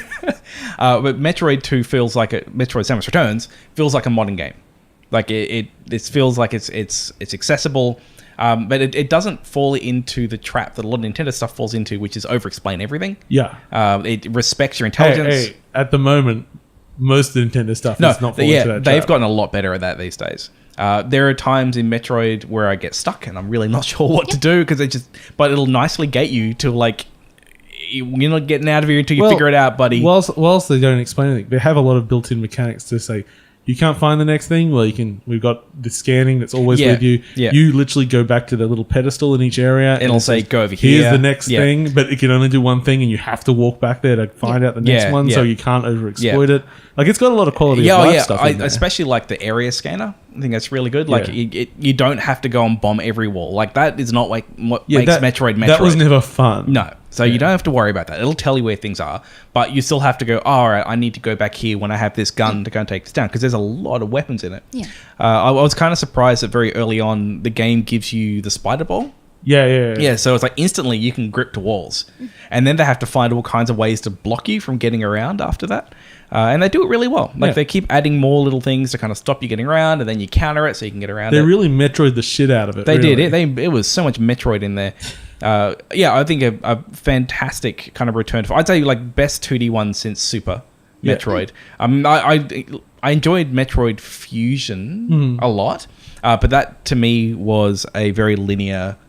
You're just going to play through the story, go from here to here to here. Where this is like, no, it's big, it's open, doesn't tell you too much about what to do, gives you new abilities, you go explore and play around with it, go, cool, I can get here, I can get here now. I think I need to pick it up. I just haven't yet. Very good, and it looks real nice on the 3DS. It was the thing which... I like the 3D. Yeah, I want to... The what? 3D. The 3D? And the 3D's good, isn't it? Yeah. I really was taken aback by that comment. It's like, what? No, I think on the 3DS. No, I thought you said you like the 3DA or something. I'm like, what are you talking about there, sir? Okay, just You're mumbling motherfucker. Yeah, making up words. Yeah, I've been close to picking up the 2DS XL because they look really nice. Yeah, I really like the form factor on those things. You have a 3DS. It's a tiny 3DS. It's the first edition one. It is So, I Yeah, got the. I just want something a little bit bigger. I got the Metroid new XL, which Yeah. was like an EB exclusive because it'll look real pretty. And I was like, it's my pretty 3DS, which I use. I mean, why get things you don't have when you can get the same thing again for some more money? I know, but it's so pretty, Paul. I mean, I understand we're all secret millionaires here. I guess I kind of am. I'm so secret that not even I know. At least you own a house. Well, I mean, is The the mortgage really okay? The bank, Paul. Somebody in this chain owns a house. Okay, my number 6 is the best game from Queensland this year. Golf Story. Golf Story. Was it from Queensland? Yes. Yeah. Officially? Yes. Okay. Remember, I think they even tracked down some people for an interview. It's two guys. Yeah. And they gave their only interview I've ever seen to Maxim or something. Okay. Like, not even a video game. Yeah. It's like they're so secretive. I still swear it's like some secret, like... Like some money laundering thing, or No, it's like they're in witness protection, or like they've got secret money. and but they don't wanna- accidentally made a good video game. Yeah. They were just no! they were just trying to pass the time. Like, oh, we'll just release some shit, and then it's like, oh crap, Who's gonna play golf? Yeah, Oh no! Lots of people. everybody wants it. Why'd they release it on Switch then? Oh no, it's it's this new console. Did you see the Wii U? No one bought it. Who's going to buy the Wii U 2? Nobody. We'll release our secret golf game on this shitty new console, and nobody will care. Oh no! Everybody likes what we did. This is the worst Springtime for Hitler ever. It totally was supposed to be a Springtime for Hitler situation. If you haven't seen the producers, go watch the producers. Golf Story. It is Mario RPG, but without Mario in it. Yeah. It is like weirdly like the characters are so depressing. Like the game starts with you like, I've left my partner and I've left my old life behind because I'm going to try to become a professional golfer. Aren't you like you're like 35? Yeah, you're just a total loser, Yeah. and everyone in the you go to this golf club your golf club is utterly corrupt, Yeah. and everyone there is an asshole. Basically, your coach is just like they're all terrible people, but they're all Australian as well, which is great. They never say they're Australian, but they say I enjoyed Americans' reaction because they just did not understand our slang. Like they'd say I think pissed off was one that really confused them. Really? Like what's and they talk about sausage rolls a lot. No, it wasn't pissed off. It was something else. I'm not Shelby right. Like something like no. It was not burned, something like that. It's gonna drive me mad now. But it's very some Australian something slang. that we didn't even think about being as slang, Yeah. but obviously just did not land elsewhere in the world, which was very nice. Sausage rolls. I'm so close. It's so on the top of my tongue. One of the things I wonder when I'm overseas if my Australian mannerisms just don't come across as like Yeah. when someone says like, "Oh, do you want this?" I'm like, "No, I'm right." Yeah. Like I think they look nah. like Nah, yeah, Nah. nah. Ah, no, I'm good. All good. Like what? Is that a yes or a no? What does this even mean? What are you doing? So when I'm saying it to some kind of like some Malaysian who's trying to serve me who barely speaks any English, and I go, "Nah, all good." They just like look at me and they just turn to Angeline and just talk in Malay. Nah, it's all good. It's all good. All good. What? All good, mate. What? Oh god, I'm so close to remember that slang was. It's really annoying me. You can later arbitrarily bring it up. Oh, no, I'll just edit it into the podcast. Okay, so let's go through a number 5 sort of period.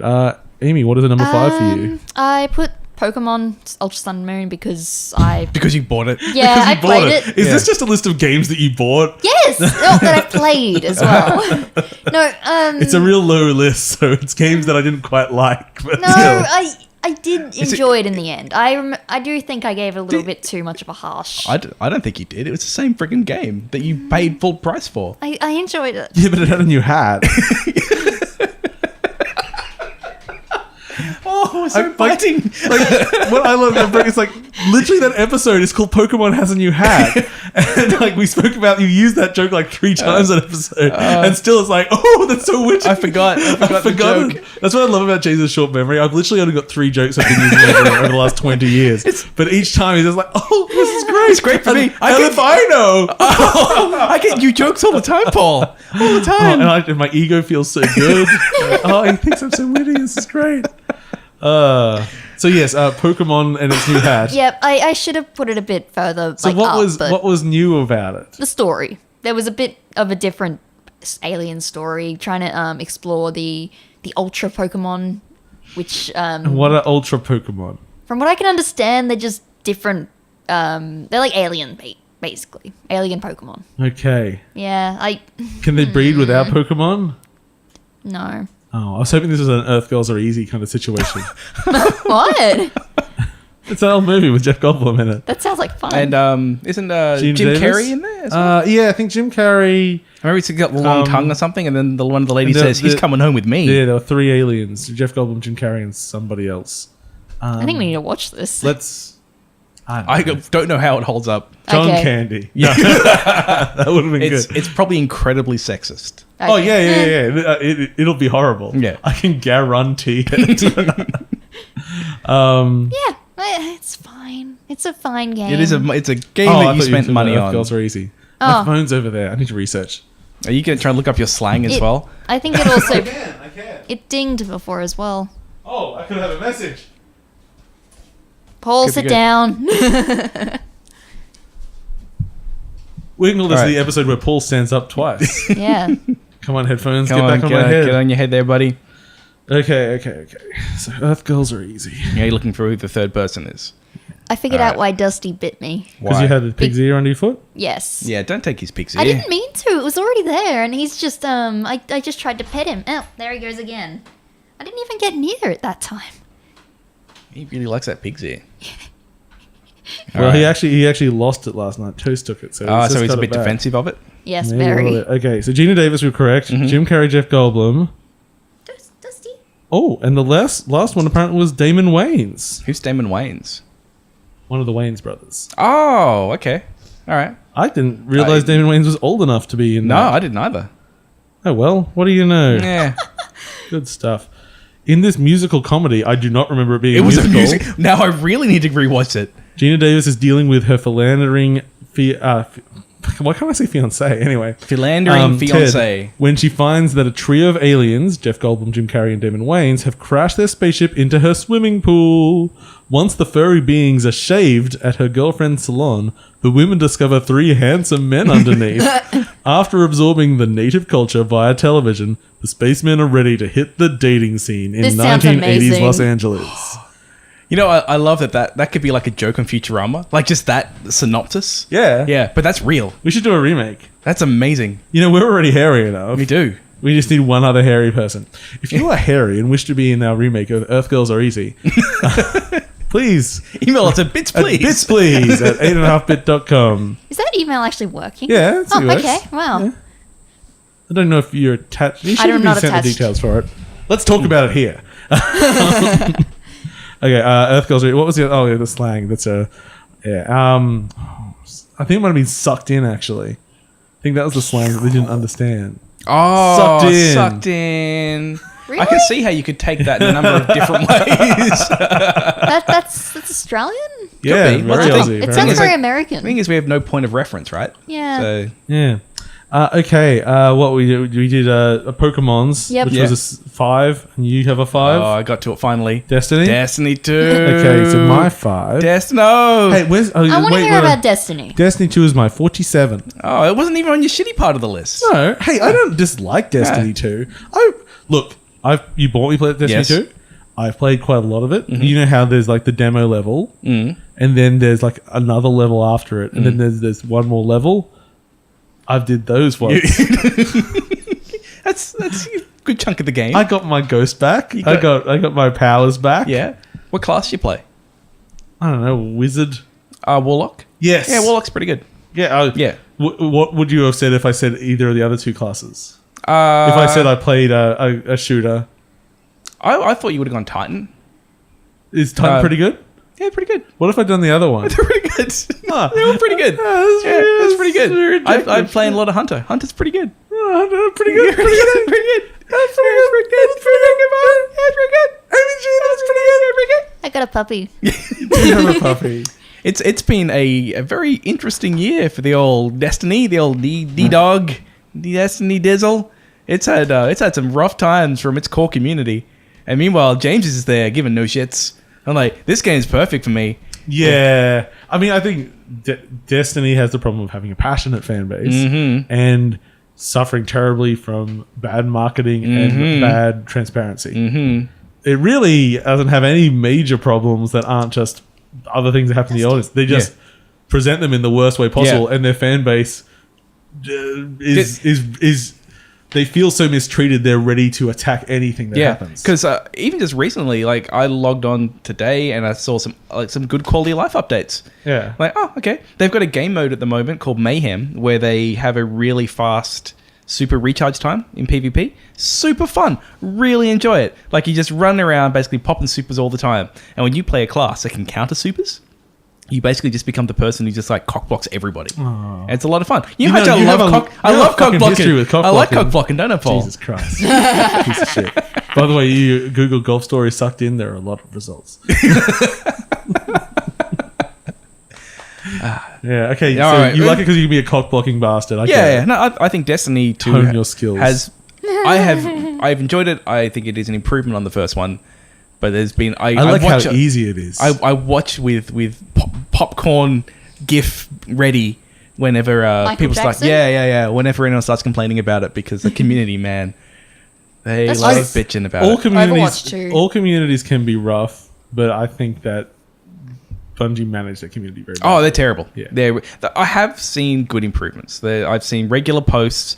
I've seen quality of life things make their way in. Like I see the movement, but unfortunately, none of it is good enough. And I think being a large company, there is only so fast they can move. Yeah, and that's just the nature of the beast. Well, it's like they had that stupid exploit weapon, and whilst no one was allowed to go change the number to fix the problem, they were allowed to go, "Hey, let's just give it to everyone. Yeah, let's just fuck everyone for a couple of weeks while we work out the system to change this 5 to a 4, which would actually fix it." Okay, my number 5 was Hellblade, which we've already discussed. Yep. So let's talk about a game that I played this week. Well, actually, I played it back at PAX. Gorogoa, which is now my number 12 of the year. There's always, you go, how much bias are you giving something a game you've just played? So Gorogoa just came out on iPad, PC, and Switch. Now, I was going to buy it on Switch. I'm like, hey, that's $18, I think, in Australia. I'm like, $18 is all right. It's like, but I'm pretty sure I played most of it, and that took 90 minutes or so. How much is it on iPad? It's like $7 on the iPad. So I'm like, okay, I'm just going to go buy it on the cheaper platform because I've already played most of this game, I think. And from I finished the game very quickly because I had played 80-85% of that game. Oh, wow. I was literally in there's a main section that's broken up into 5 parts. I was on the 5th part, and then there's sort of a coda at the end of it. The game is wonderful. So it's a very difficult game to explain, so I'll do my best. It's like a picture book game where the screen is divided into 4 parts, and you progress through the story by manipulating what's in those screens. A bit like Framed? A little bit like Framed, except you might do something like there is somebody standing in a doorway in a room, and you might be able to drag the top layer off that room, so you've taken the doorway away, and then you might be able to take a doorway from another area and put that in front of where that person's standing, and then they'll walk out into that environment. Oh, okay. Yep. That's one kind of puzzle. There might also be things like there's a lot of pattern recognition between like finding a place, because you can, with each scene you've got on each panel, you can zoom into it and zoom out of it, and depending on what options are there, and you might see like, hey, this pattern matches that pattern, so if I move this frame next to this frame, they'll actually join up and make one larger frame which can interact with itself. So, as I say, it's very difficult, and that's probably still hard for anyone to visualize. But it's a lovely little game. It actually has quite a strong story to it. It's told in a somewhat abstract way, but it comes together more by the end, especially now that I've played it twice extensively. So when you played a second time, was it recontextualized? only that you're more aware of it. Yeah. Yeah. And also the things, it's very much a game that you sort of fiddle with. So you look around and you try to find something you can do. Go, okay, well, I can do something here. How do I make that work with something else? So you're just sort of investigating and then you put it together. Now that I've played it twice, there's actually more logic to it than I thought there was. Okay. But it doesn't show. My wife's been playing the game and she's enjoying it. But yes, she's like, it's very random. I'm like, it actually is less random than it feels. Yeah. But that doesn't stop the first playthrough feeling quite random, trying to find things to interact with. It's a beautiful game. It took about 7 years to make. What I heard is that the game actually was a lot longer, and he just said people are doing a lot of the same thing. I'm just going to cut it out and make it a tight experience. Yeah. So whilst you could have potentially got a 4-hour game of moving blocks around, it's instead edited down to probably what's going to be like a 2-hour experience for most people. That's very tight, very varied, which for $8 very bucks joyful. is fine. For the $18, it's $15 US on Steam. It's $12 what currently on sale. It's the problem with the platforms. And the thing is, it's kind of made to be played on an iPad. Yeah, I kind of think when you're at that length, you kind of want to start comparing yourself to a movie. Yeah, and like what a ticket is. Like, because that's kind of what you're doing. Yeah. So and I tend to pay $10 for a ticket. Yeah, exactly. Yeah. So it seems 15 like when you go to Newmarket. Only if you go into Lux Yeah, cinemas, which is what you do apparently because it looks comfy. not bad. Yes, but if I was going to pay for a Lux iPad game, it'd have to vibrate my balls or something while I play it. we can do that, You could do. Have they ever done an iPad with any sort of haptic feedback or anything? No, not that I know of. No, not really. When they finally do it, they're going to claim it's a revolution. Oh, I mean, there's the Taptic. Have you not heard of the Taptic feedback engine? I'm surprised I haven't. But no. Is it what it sounds like? Yeah, it's haptic feedback. But for your dick. Oh no, I think just meant iPhone in general. Oh no. Yeah, I thought it was tap dick, so I imagined. I thought it was like a lever that you mounted on your crotch. That'd be amazing.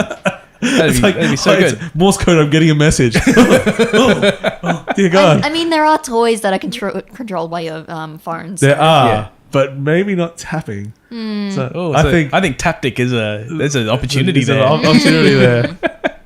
Oh no! Someone's turned it up to full power. It's just ripped it off. Oh, do you want me to tell a toilet story? Okay, here we go. Well, we already heard about your morning splat, so why not? So when I was in Malaysia, we went to we were at the shopping center, and I needed to use the bathroom, and they had premium bathrooms. Oh.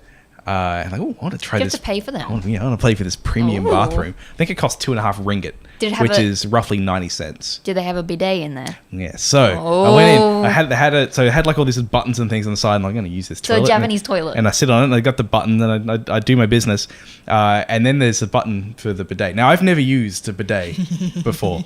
And so I hit the bidet button, and I think someone had turned it up to really high. You mean minimum? and so I suddenly get hit with this bidet, a particularly sensitive area, and I'm just there squirming because I can't figure out how to turn it off. And so I have to worry, if I stand up, water's just going to go flying everywhere. Yeah. So I'm just stuck trying trying to figure out how to make this thing stop. It took me 10-15 seconds to figure out how to make that damn thing stop. I was very clean. So I missed it. Was this the first time in Malaysia? No, this is just recently. Because that's what it's like. I mean, so bidets aren't common where you've been in Malaysia? No. Or just hoses at all? I know this was. They are. If you go into the squat toilets, there'll be a hose there. Yeah. But a literal hose. Literal hose. Yeah. Yeah. It's normal. Yeah. There's enough Western toilets there that you generally there's enough around. You normally want to take your own toilet paper. So you preference the Western toilets when given the choice? I don't like squat toilets. Oh, I like the squat toilets. They're meant to be healthier to use. Plus, I get a whole reason to take my entire pants off. No, the secret is you pull the pants down to your knees and then squat. Not the way I do it. Yeah. No, I figured that out. There's a secret to how far you pull your pants down. No. Using I like to totally disrobe the shirt too. That is the safest option. Because Westerners are generally terrible at squatting. Yeah, I don't know how good you are at squatting. I tried one while I was in Japan and didn't like it at all. Oh, Toilet stories. Game of the year, man. I do want a Japanese toilet though. One with this pre-warms the seat and all that kind of stuff. I don't like the warming seat though. Because it feels like someone else has used it. Warming seats are weird. I would like a cooling seat. Yes, that'd be good. Don't want no sweaty butt. Yep. Yeah. You can buy the Japanese that's my- toilet my seats for like bidet $500. story. Yeah. It was I'm uncomfortable. going to mention it after the show. He's even writing it down. Very rude joke. I look forward to this very rude joke. Okay. What were we doing? We're doing some video game stuff. Yeah. We did number 5 then? Or was it number I've done 5. I've done 5. 4? Okay. So my 5 was Hell. Oh no, I did Gorogoa. I was talking about. Yeah. So let's go on to a number 4. So Amy, 4. let's do this one. What's a 4? Stardew Valley for Switch. Again. I really enjoy Stardew Valley. I know it's not different enough yet hadn't- for me to be like even a I hadn't updated bought it port. though before. So if you I haven't played it, it's new to her. Yeah. I hate this. I hate people having different rules than me. Oh, well, good for you. You enjoyed the game, right? I did. Yeah. Quite a lot. Yeah. I still can't get Sam into keeps it. going on about his waifu on that game. Like, I think it's just a wife in that game. yeah, it is literally a Yeah. wife, but So- it's waifu so because they he's- don't exist. He's just trying to be he's just cagey. No. What's the white Westerner trying to be? Weeaboo. Weeaboo. Weeaboo. Yeah, Sam's a weeaboo. We're all weeaboos. I'm not a weeaboo. I am. Although think. I'd like to say I like to go wee, wee, wee, wee, wee, wee, wee. But that is a Kung Pao. So what? So Stardew Valley at the moment they're adding like an underwater farm. Oh, that's Which cool. Oh, okay, I haven't heard I think that that's one. coming in there. I don't know if you are like a submerged person or whether Oh, it's just like. I hope you're in Under like the a diner sea. helmet. That would be helmet. good. That would be great. I wonder what the pet is. A little fishy, a little octopus. Little Moray fighting fish? eel. That would be a little fighting fish. Yeah. Yeah. I just want a dog in a scuba suit. What about my kitty? Woof, woof. No, cat would not go in. Here it would. Cat would just say fuck No. this. Yeah. Yeah. I wish and you could then pick- multiplayer next year. I wish you could pick cat at the start of that game, and then the cat just fucks off. and you just never see cat. I mean, you have got to go hunting for the cat. I don't know how the dog works. Like, where's the They cat? just turn up and they give you a dog. Yeah. They say, hey, I thought you'd like a dog. It's like, okay, hello, dog. I love you and I will love you forever. no matter what, Thanks, dog. unconditionally. Yeah. Cat's gonna be Sometimes cat loves. Some cats love, Yeah. not many. Chell Not any loves. that you've ever met. I haven't met Michael's cat, but apparently she's pretty cool. Oh, she's good. Yeah. Now Ripley, she did miss us in ways. Aw. You know, Ripley is happy when she's ignoring you. That's like when she doesn't feel the need for like comfort. It's like, okay, she's good. She's just gonna go When do her does she thing over need there. comfort though? That's Like if we're gone for a while and yeah. get back, she'll be stressed. that sounds like a rule you've made up for yourself. It's like, oh, she must be really happy. She's just ignoring me. No, it's and true. doing It's like what she when wants. she is. It's maybe one of the reasons I like cats because like they're so pragmatic. It's like most of the time they're just gonna do their own shit and they don't care about you. But then like they're like very selfish. Like the moment they need something, then they'll be all clingy. Yeah. And they're like, "Oh, pick me up." Like she was freaking out the other day because there was like some noise outside, so I'm like carrying her around and she's purring. I'm like, okay, just calm down, calm down. But then when she's cool, it's like, nah, whatever. I'm gonna sleep in another room. I'm just gonna come. I want to be fed. Nudge, Yeah. nudge. Feed me. All right, cat. I feed you. All right, I'm done. Yeah, that's why I Walk like off. cats as well. Yeah. Like dogs are good. They love you. Just he's asleep next to me. It's so cute. Yeah, see, dog's great. But cats are just like, I love you, but leave me alone. Yeah. I need space. Yeah. I'm a cat. And your number, cat? What are we up to? Cat. 4. Ah, the Surge. The I felt like I had to remind you the Surge No, that's existed. because it was up high. Oh, good. Yeah, good, no, good, I good, really, good. I haven't played the DLC yet. But yeah, so the offline sci-fi Dark Souls, there is no all you multiplayer, need. which means that the way I generally get through Dark Souls games is by having other people carry me because I'm not very good. Yeah, that's fine. But the Surge, I can't. I have to actually get good, and I did. He got good. I managed to get through that game just fine and dandy. If it was multiplayer, do you think it would have made a difference with how much the game sold? Yes, it would have sold better. No, I mean, if it was multiplayer, would you still have had anyone playing with you, or would it still have been a single player game? Oh, yeah, probably still a single player For game. the Surge, Yeah, they really tried a few times to push Yeah. it. They've been doing a lot of advertising with the well, DLC. they've got the DLC. Like, they did a really good job after Lords of the Fallen, which was ho-hum. which is ho-hum. They learned a lot of shit. They made a game which is a Souls game, but it's distinct. It's their own thing. What are you looking at there? I was just thinking if you had another Souls-like on your list, and you don't. No. Where is it? What are you after? You after like? Just keep talking. I'm not sure I'm just looking at your list. Souls like you're looking for. Where's Neo? Oh, I forgot it. I reminded you of both games that you had a hard on for this year. You should have reminded me of the other one. But if I'm going to pick one, I'm going to go with the Surge. So what you're saying is Neo did not leave a lasting impression on you? Not like the Surge. Well, I finished the Surge. I played through it. Yeah, but Neo was much harder. Yeah, no, Neo was... Well, because... And it also had, like, lots of randomized content in it. Yeah, I think Neo was a game which you play with other people. Like, I think the Surge worked so well for me because it was so confined at scope. Whereas it's like a regular Souls, a multiplayer Souls game, it's a bigger thing, which is almost like an MMO. Like it's a thing which is you meant to play with other people and fight bosses to get gear and all that. Where this was just more of an action RPG, but it happened to be a Souls game. Yeah. There was still loot and stuff in it, but it's a action RPG with a Souls structure. Yeah, and like all the gear was all very obtainable. It was like I actually really enjoyed the combat system where you could kind of pick where if you attack the armored part of the body, you'd get the gear. So if you attack the unarmored part, they'd be easier to kill. Yeah. But if you want to get the gear, then you have to go the extra battle and kind of things like that. I do need to play that Walk in the Park DLC. Because it's an amusement park, isn't it? Yeah, it's an amusement park. Well, it's one of the things that this game starts off, and it's like it's daytime. Like it is a bright game. A lot of the game you are outside doing things. There are still lots of dark areas, but it's not Dark Souls, where predominantly very dark, downtrodden. Even when you are outside, it's Dark Souls is very rarely bright and colourful. It is on my list of shame. The Surge, so it is basically a Souls-like in a very pretty place.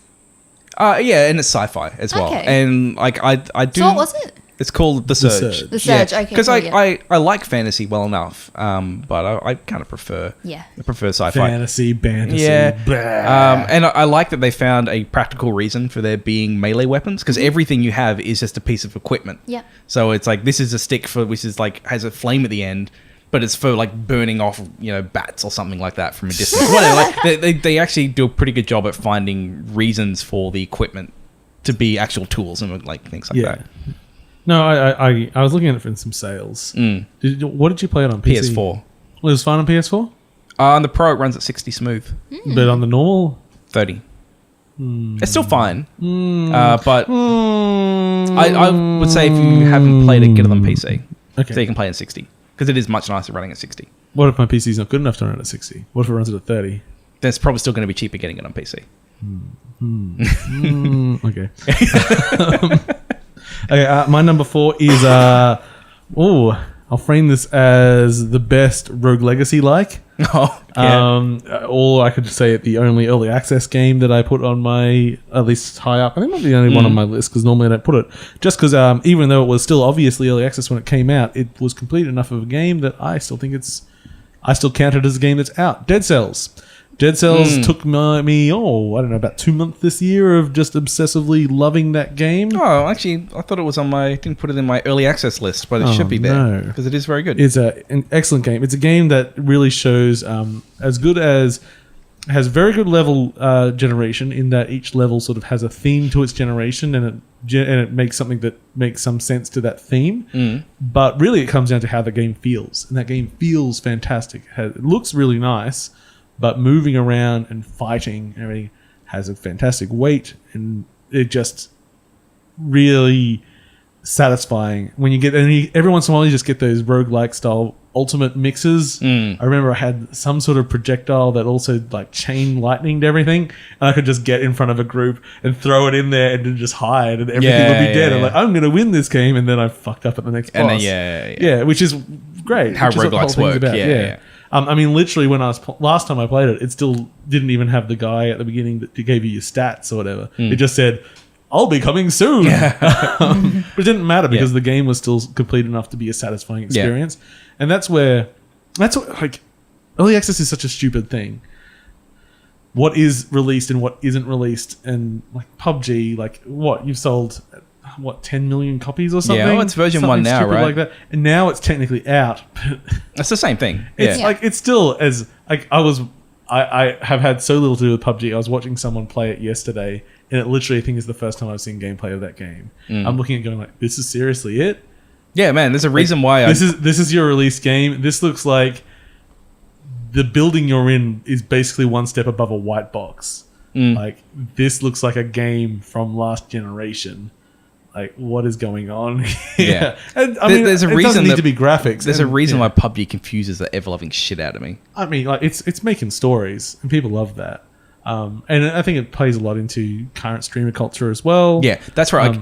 I understand why people want to watch it. I don't get the fun part of playing it. That's the part that confuses me. At least as a solo player. And maybe it all comes out of playing co-op. Maybe that's where all the interesting things happen. I think there's heaps of things that can happen to you single player. And again, this is for someone that has not played it.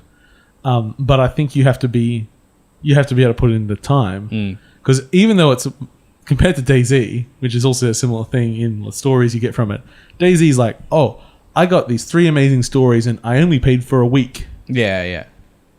Well, it's much more PUBG. I got 3 amazing stories and I played for 5 hours. Yeah.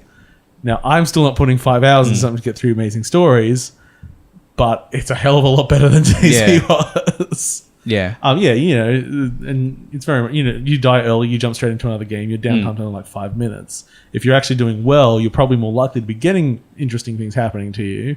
And so, okay, yes, sure, you still spent 15 minutes not doing much, but probably something impactful happened, or you saw something happen to someone else, or, it was just some weird, stuff emerges from that when there's that many people in an environment like that. Like, you can see what it can do. It just isn't going to do it to you most of the time. I think, because I actually loaded up PlanetSide 2 just today, because I haven't played it in a long time, and I thought, okay, if this is a game about war stories, like PUBG and Fortnite, about war stories, that was a game I played, which was fantastic at telling war stories.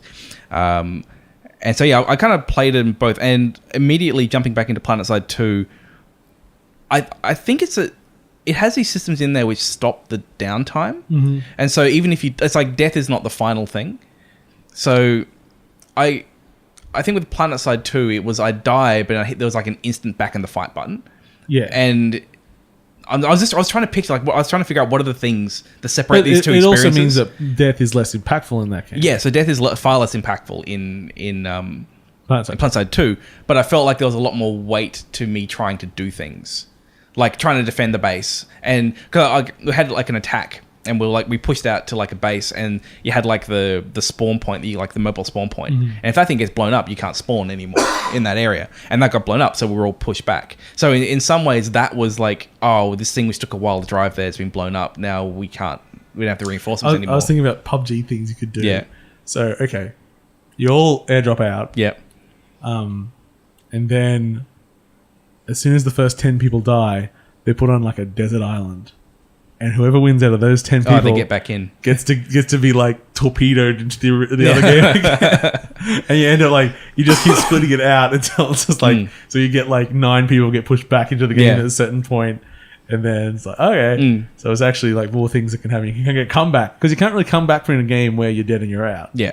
That can be our game. We can call it some well-known fellows battle place.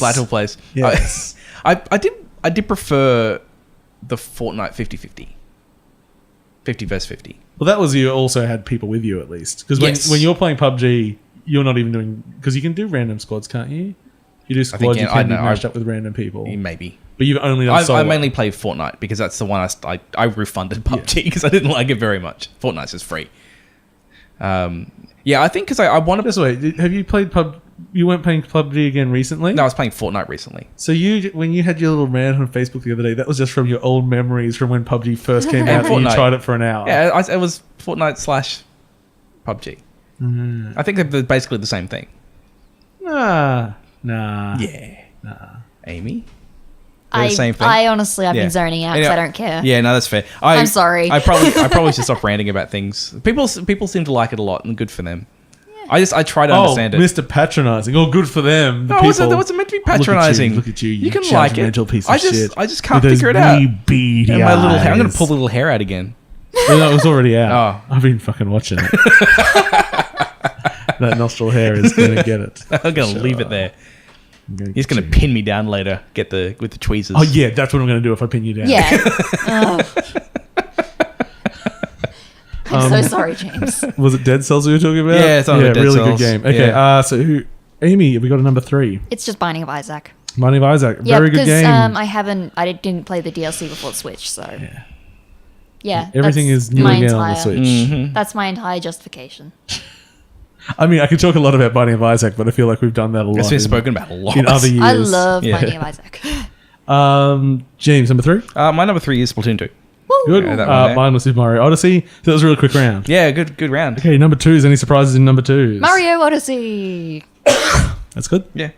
Breath of the Wild. Yeah, that's good. There's I all guess good. that's my number 1 there. So we can stop and talk about Breath of the Wild. Yeah. I mean, it's again one of those things. Like, what do we add?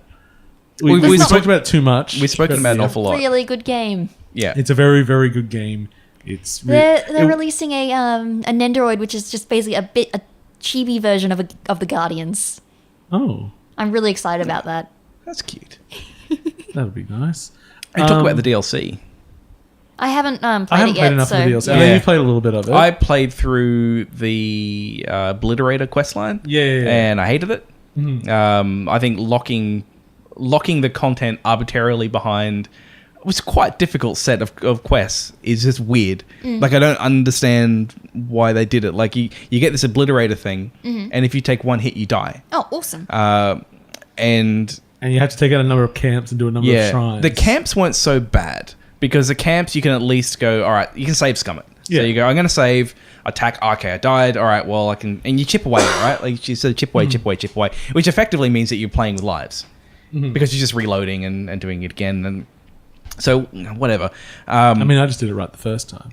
Actually, you trolled me. What I am, I love saying to James how easy it was. Like, have you played it, Paul? It's like, yeah, I mucked around with the first camp.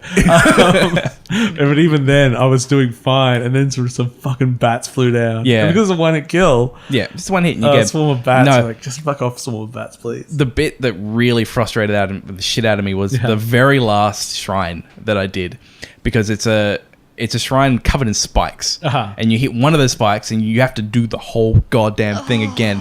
It's like there's no like falling off a ledge and just respawning you back on there. It's like, no, you start that motherfucker again. And it's got things like one of them has like 3 kind of like swaying spiky balls that you have to like fly through, and so you have to kind of like I use time stop to stop like the one at the end so it's sort of out of the way, and then jump off and try to kind of glide down there, but you can only just make it. So it's like I kept getting to it and I'd be like, oh, I jumped a little bit too early, and like, oh god, I fucked it up. Or you start swinging and the ball starts coming in. It's like it's really hard to gauge distance in that game. And then you get like through that, and then there's like a big spiky wall that comes out, and you have to like run over all these things, and it's not that long. By the time I finished it, it's actually quite a short shrine. But I must have been playing that thing for half an hour, like or more, trying to get through it. I mean, I found it very easy, James. You haven't done it, Paul. James, haven't done it. Yeah. It surprised me. Pig's ear. Surprised me that decision to put the stupid content behind that, but I beat it in the end. It's a good game though. I got my rant out. I got my rant out. You haven't got the magic motorcycle yet, have you? No, I haven't. I think you've got to finish the whole quest. You got to finish everything for that. Yeah, I think if I was going to want something to be for James to be improved in that, I'd like it to feel less gamey. Like that was like when I was playing it and playing Skyrim, because I was playing these two things side by side because out of curiosity's sake I was going to see, because they're doing similar things, but I find the world building is just not that good. Like I feels like I'm playing through a game world. Like it doesn't feel like I like playing for power fantasy is a big thing I like. Yes. And I like role playing in games, and Zelda doesn't really let you do those two things that well. But that's more of a nubile young man. That's a subjective. You learn the dream.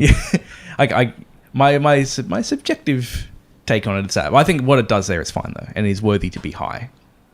I rode a shield down a mountain and then shot someone in the face with an arrow. You Legolas the hell out of it. Yeah. You should be able to go down the elephant with the shield.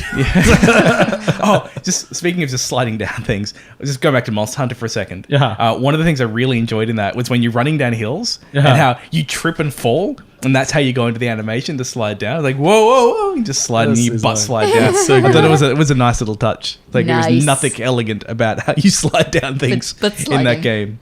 Yeah, it's good. It really is.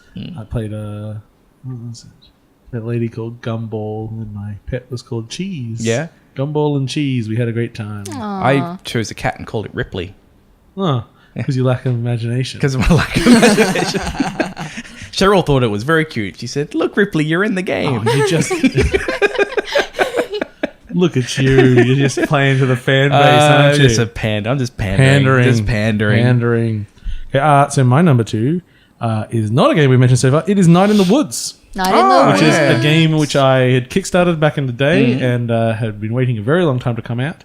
And it was not what I expected exactly, whilst also being what I expected. I thought it would be have a little bit more game in it, but I didn't mind that there wasn't really much game. It's very strange because it has very good platforming in it, which is almost entirely unrequired to play the game.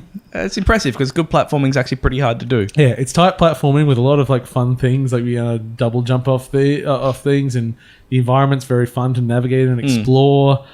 But really, all you're doing is walking to a few points each day and talking to a few people. And it's like, oh, I know this guy will be out on his roof on Tuesdays. I'll go out and have a chat to him and continue that relationship. And really, you're just sort of doing a routine as most days are, and every once in a while something breaks the routine and you choose who you're going to hang out with.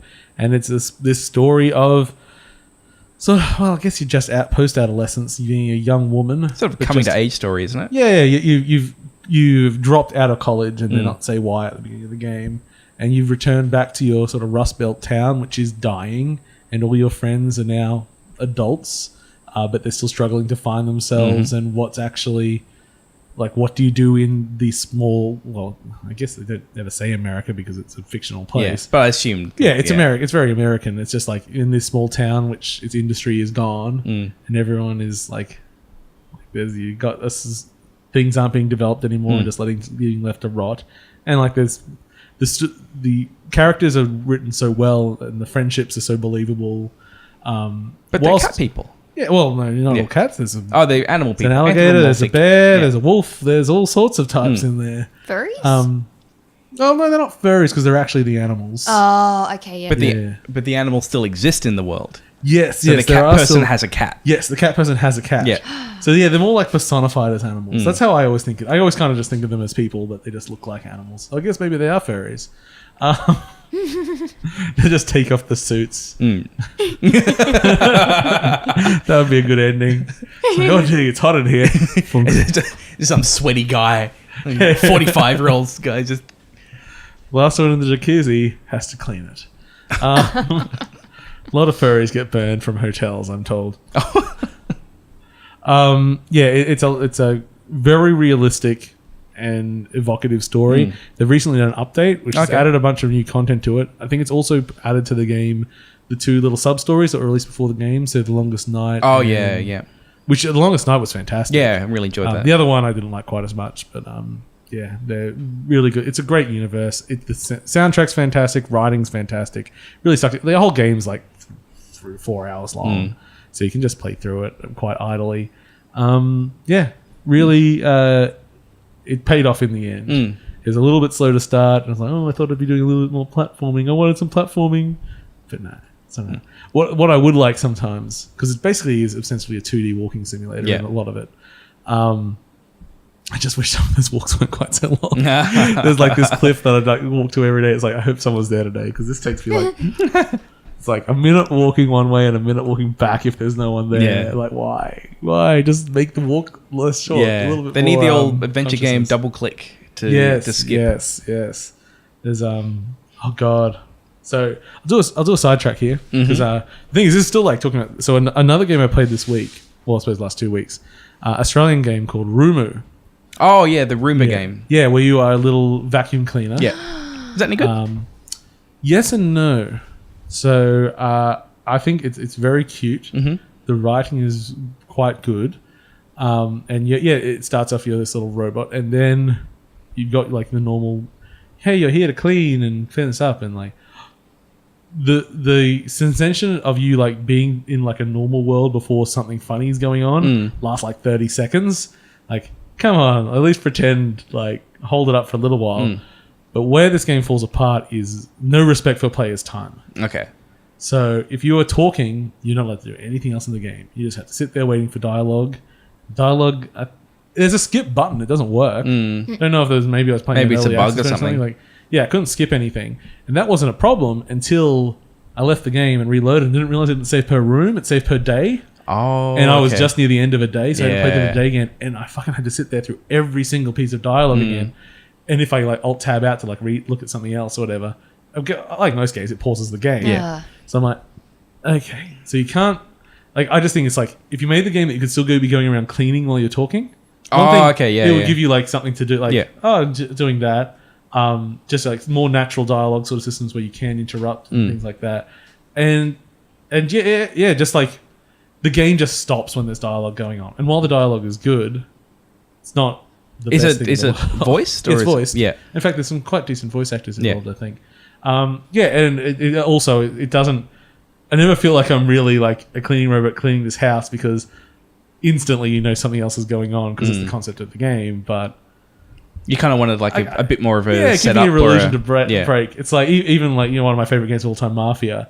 For the first like after the initial like some gangsters jump in your cab, for the next hour you'll just be a cab. Yeah, taxi it's true, cab. yeah. And like whilst that's also not respecting the player's time in a way, that's also setting something up. Yeah.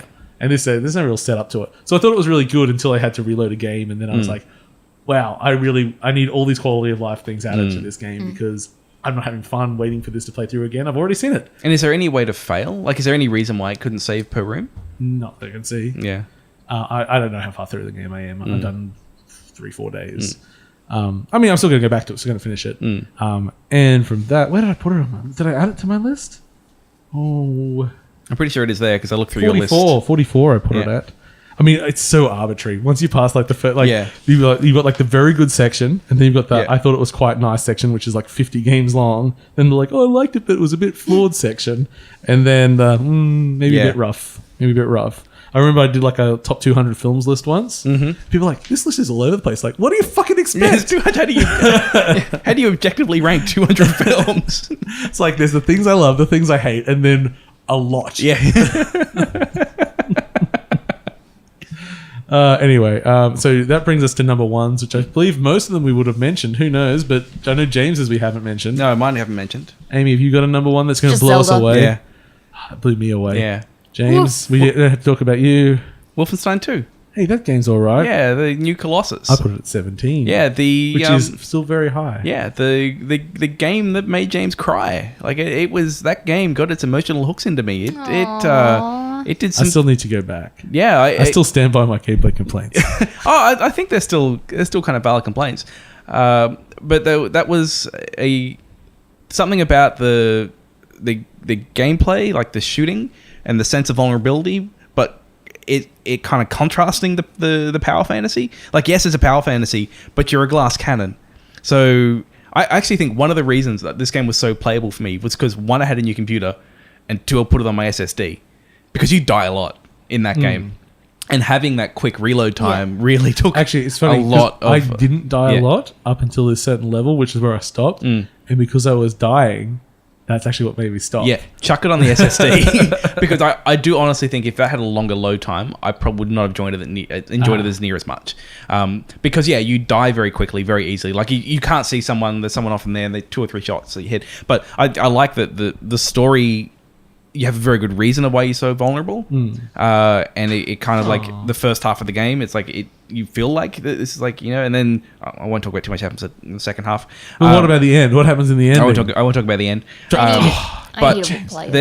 There's some really good moments where there's like a lot of emotional impact of what's going on, but then they'll kind of like juxtapose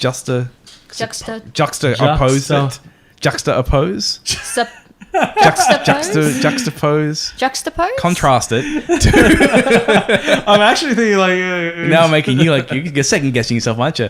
Let's have a look. To just like absurdity of gameplay, and so it's like they were I would imagine just juxtapose it to absurdity Juxtaposition. Juxtaposition. They use makes more sense. juxtaposition. Yes, that makes more sense. I'm thinking, what is juxtapose? I thought it was a fantastic package. I haven't gone and played any of the DLC yet. I've heard it's a bit so-so, like they just reuse areas. Like there's not... Well, I'd imagine. Yeah. So, like, I don't know if you know this, James, but in high-end 3D video games, Oh, yeah. environments are very expensive. I'm aware. Did you also know that character animation is also extremely expensive? I'm aware. So often, if they have to do some additional content, they'll reuse assets Yes. because they're expensive. Yes. So just a little bit of my Of your game knowledge. of your game dev insights. Thank you, Paul. That's what I was, because actually the DLC, because they've got, is it 3 or 4 There's pieces of DLC? three of them. Oh, So yeah? the first one's out. Yeah, then the first one. Yeah. Yeah, and they're like, there's side stories of these characters and everything. I'm just like, this is really fucking ambitious. Yeah. For just like a DLC thing. And yeah, so that would, Yeah. I would expect that. Yeah. So I might wait for a cheap I don't know, Game of the Year edition. Like or the something. budgie. Yeah, like cheap, like the budgie. Why don't you bring your action figure in today? Oh, because it's like this big. Whoa. So I bought. So yeah, they had a sale on, which Paul pointed me at, where you could buy the collector's edition of the game for like $60. Now I've already bought it. I don't want to pay $60 for an action figure. But then someone I know doesn't have it, so we did a deal where he can have the game for $30 Nice. and I'll keep the action figure. Yep. And I bought it, and so it comes in a box. It's probably real about substantial action figure. about that high, like the collector's edition. And the box right? looks cool too. Yeah, like it's about that wide and about knee deep. Like it's huge. Like And it's got a bunch of accessories, doesn't it? and but like I get this thing. I'm like, okay, this is a giant box. There's going to be like a smaller box inside, which is the action figure box. No. Like, it's just like a cardboard sleeve you slide Nice. off, and like, it's huge. That's It's how they need giant. to do it. Well, when I bought the what's it called, Xenoblade 2 collectors, the art book in it was insanely huge. I didn't expect it.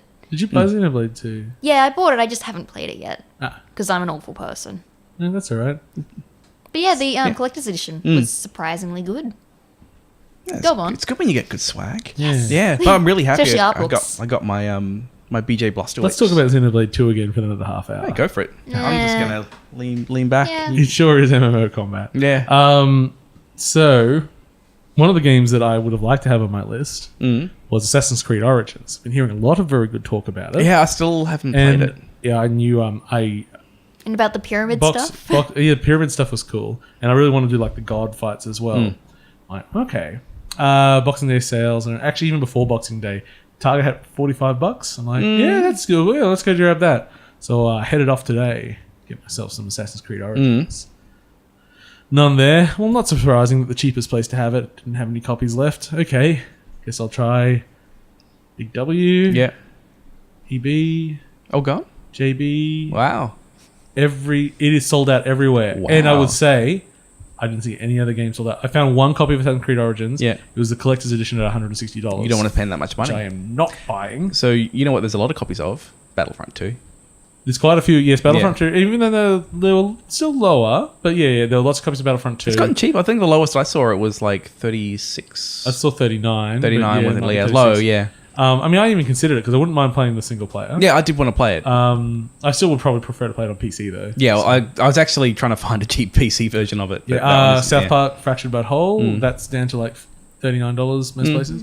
Again, if you're not Australian, that's very That's cheap cheap in for Australia. us, yeah. Our games Yeah. come out 70, 80 most of the time, Yeah. and at game stores often at 90, 100. So yeah, they're dropping quite, but they're still very prolific. I mean, like games are cheap to make. You just put Yeah. out lots of them. Assassin's Creed sold out everywhere. Well, I guess like- it's a popular game. Yeah, I was like, is this going to be like this The Persona secret 5? sleeper hit? Persona 5. Well, we're in a Persona 5. Yeah, the was it Persona sold 5 everywhere? sold out because they didn't order Yeah, any yeah, copies. yeah. That's a slightly That was different so thing. hard to find. I assume Assassin's Creed they ordered quite a few. You reckon they'd make a copies. few, yeah. Yeah. You could buy the DLC.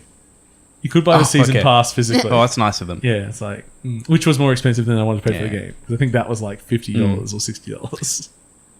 So yeah, no Assassin's Creed Origins for Yeah. me. Oh, well. Other things in my list of shame that we may not have mentioned because I never played. You didn't end up playing Danganronpa 3 this year, did you? No, I still have to buy it. Also because I've got the cracked Vita, I've got to actually go and get something Yeah, else and you to don't play it have on. a PS4 to play it on either, do you? No. I guess you could borrow my Vita if you really wanted in the day. Yeah, I'm thinking about it actually. Gravity Rush 2 I never actually played, even though I think it was on my most anticipated games of the year list. They're there. But I still haven't played Hollow Knight. 100% okay. because I'm waiting for the Vita. Okay. Is I'm that- not the Vita Yeah. for the Switch. No, for the Vita. Yeah. I was going to say, is that he's very Shovel good. Knight? But no, that one's already been released. Yeah, Shovel Knight came out quite early Yeah. in the Switch's life. No, Shovel Knight 2, like the DLC stuff. Yeah, well, it What's that launched with called? the specter of the. Well, I think there might be a new DLC thing that came out, but the new one was they had it down here, Shovel Knight Spectre of Torment. Okay. That launched on the Switch. It was the first platform that got it. Okay, yep, but yep, the PC got it like an hour later. Nice. And then they had all the Shovel Knight became Shovel Knight Treasure Trove, which had all the package together. I ended up buying that on sale just a few days ago. Did anyone end up playing the new Life is Strange? Nope. Nope. No, neither did I. Waiting for it to go on sale. Megaton Rainfall I still want to have a look at. Do you remember that? That's like they worked on this amazing tech where you can like fly. You're like a Superman style character. You can fly from space into the Earth, and there's giant cities, and you can just zoom around the planet at, well, not light speed, but incredibly fast speeds. No, that. Yeah, from all things, they just made the tech and just tried like, to make a game out of it. Yeah, it's someone. But man, I want to see that tech. It's always fun doing that. Yeah, the remake, the update of Outcast.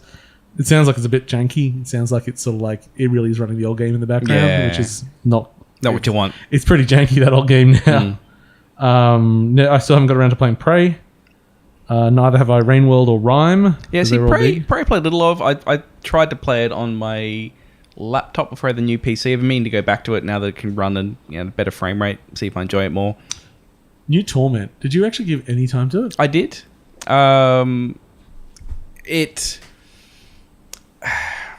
It feels very uneven. Like artistically, the world. Like I compared it a lot. I never liked the look of it in screenshots, but that wasn't really what I was going for. No, and I just comparing it to Tyranny. Like Tyranny is a much more consistent experience. Tyranny is where you're playing like the general of like the villain. Yeah. And I felt like it was giving me, like, if it's going to pick one to play, like, and they're both big time investments, I kind of lent more towards Tyranny because I felt like it was a more cohesive experience. Yeah. Where I did enjoy what I was playing of New Torment, but it was like it was a visual novel, which is what the original game was as well. Yes. But I don't have time for it. Yeah. Where I felt maybe if it was. Who wants to finish the sentence? A visual novel? On the Switch? On the Switch? Yeah, actually, yeah. Maybe I want some visual novels on the Switch. They are bringing some of those games to Switch now. Okay. I don't think Torment was in the list, though. I think they're bringing Pillars of Eternity. Yeah. I think like the themes they started exploring in Torment, which was kind of like the way it seemed like to me is like if you're the remains of a shell of a personality that's moving. Like, what are you? Like, what makes you? That was sort of the feeling I had. It was going for the kind of themes, and I didn't find that quite as interesting as Tyranny, where it's like I kind of get the world, I understand it's not going for some great mystery of what's going on.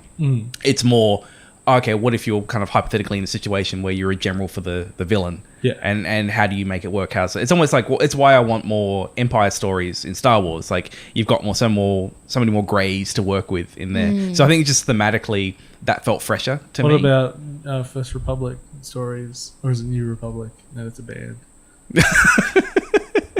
Are we getting to the movie part of the podcast again? Oh yeah, shall we talk about Star Wars in great detail for the next hour? No, I'm done. You done? I'm done. I actually haven't seen the new Star Wars. Oh, I haven't seen it. It's produced by Disney, who makes the Marvel films, which means it's a solid B+. Oh man, I love it. What I love, there's so much hate towards the new Star Wars. There is so much. People are weird. That I'm coming off like as an apologist, not because that I think it's great. I think it was fine. I'll give it a B. Plus. Well, yeah, maybe. Yeah. But you know, my thing is not that people are arguing something that I disagree with. It's that even if they're arguing my point, but they're not arguing it in the right way. It's like, come on, guys, we can tighten up this argument. Good. But yes, it's no killing of a sacred deer, that's for sure. Which I highly recommend for probably 5% of you. I'll get around to watching it. I went and saw that film because I love the director's last film, The Lobster. And we're halfway through the movie and we're like, what's this even about? And then like we were just like one scene before them like going in, here is the overall premise. Okay. And then we're like, for the rest of the movie, we're just like, oh fuck, but laughing at the same time. It's like, it's one of the most horrific films I've ever seen while still being funny the whole time as well. Okay. It's very uncomfortable. I don't think I'd enjoy it. You might. It's great. Okay. And it's terrible. But terrible is in a horrific way, not a Okay. badly made way, Okay. because it is impeccably well made. Great soundtrack. At one point, it's just like a terrible horror, like a terrifying horror soundtrack. I'm going like, it's just a harmonica. No, it's an accordion. That's right. It's the sound of like an accordion pumping. I'm like, this is just an accordion. This is great. I mean, I can't sell that movie. It can't even sell itself. It's just fucking amazing.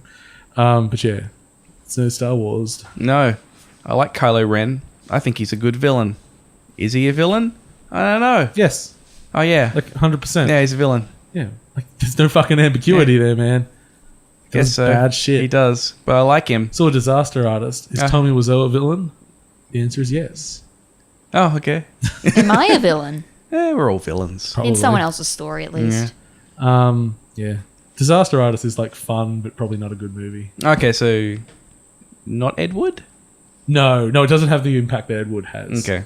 I think I'm not sure. I feel disaster artist may have had to get Tommy's sign off on a lot of the stuff. Oh, and so whilst he's not like, he doesn't come off peachy clean, there's some changes to reality that are a bit like, no. Just wait for him to be dead and do it again.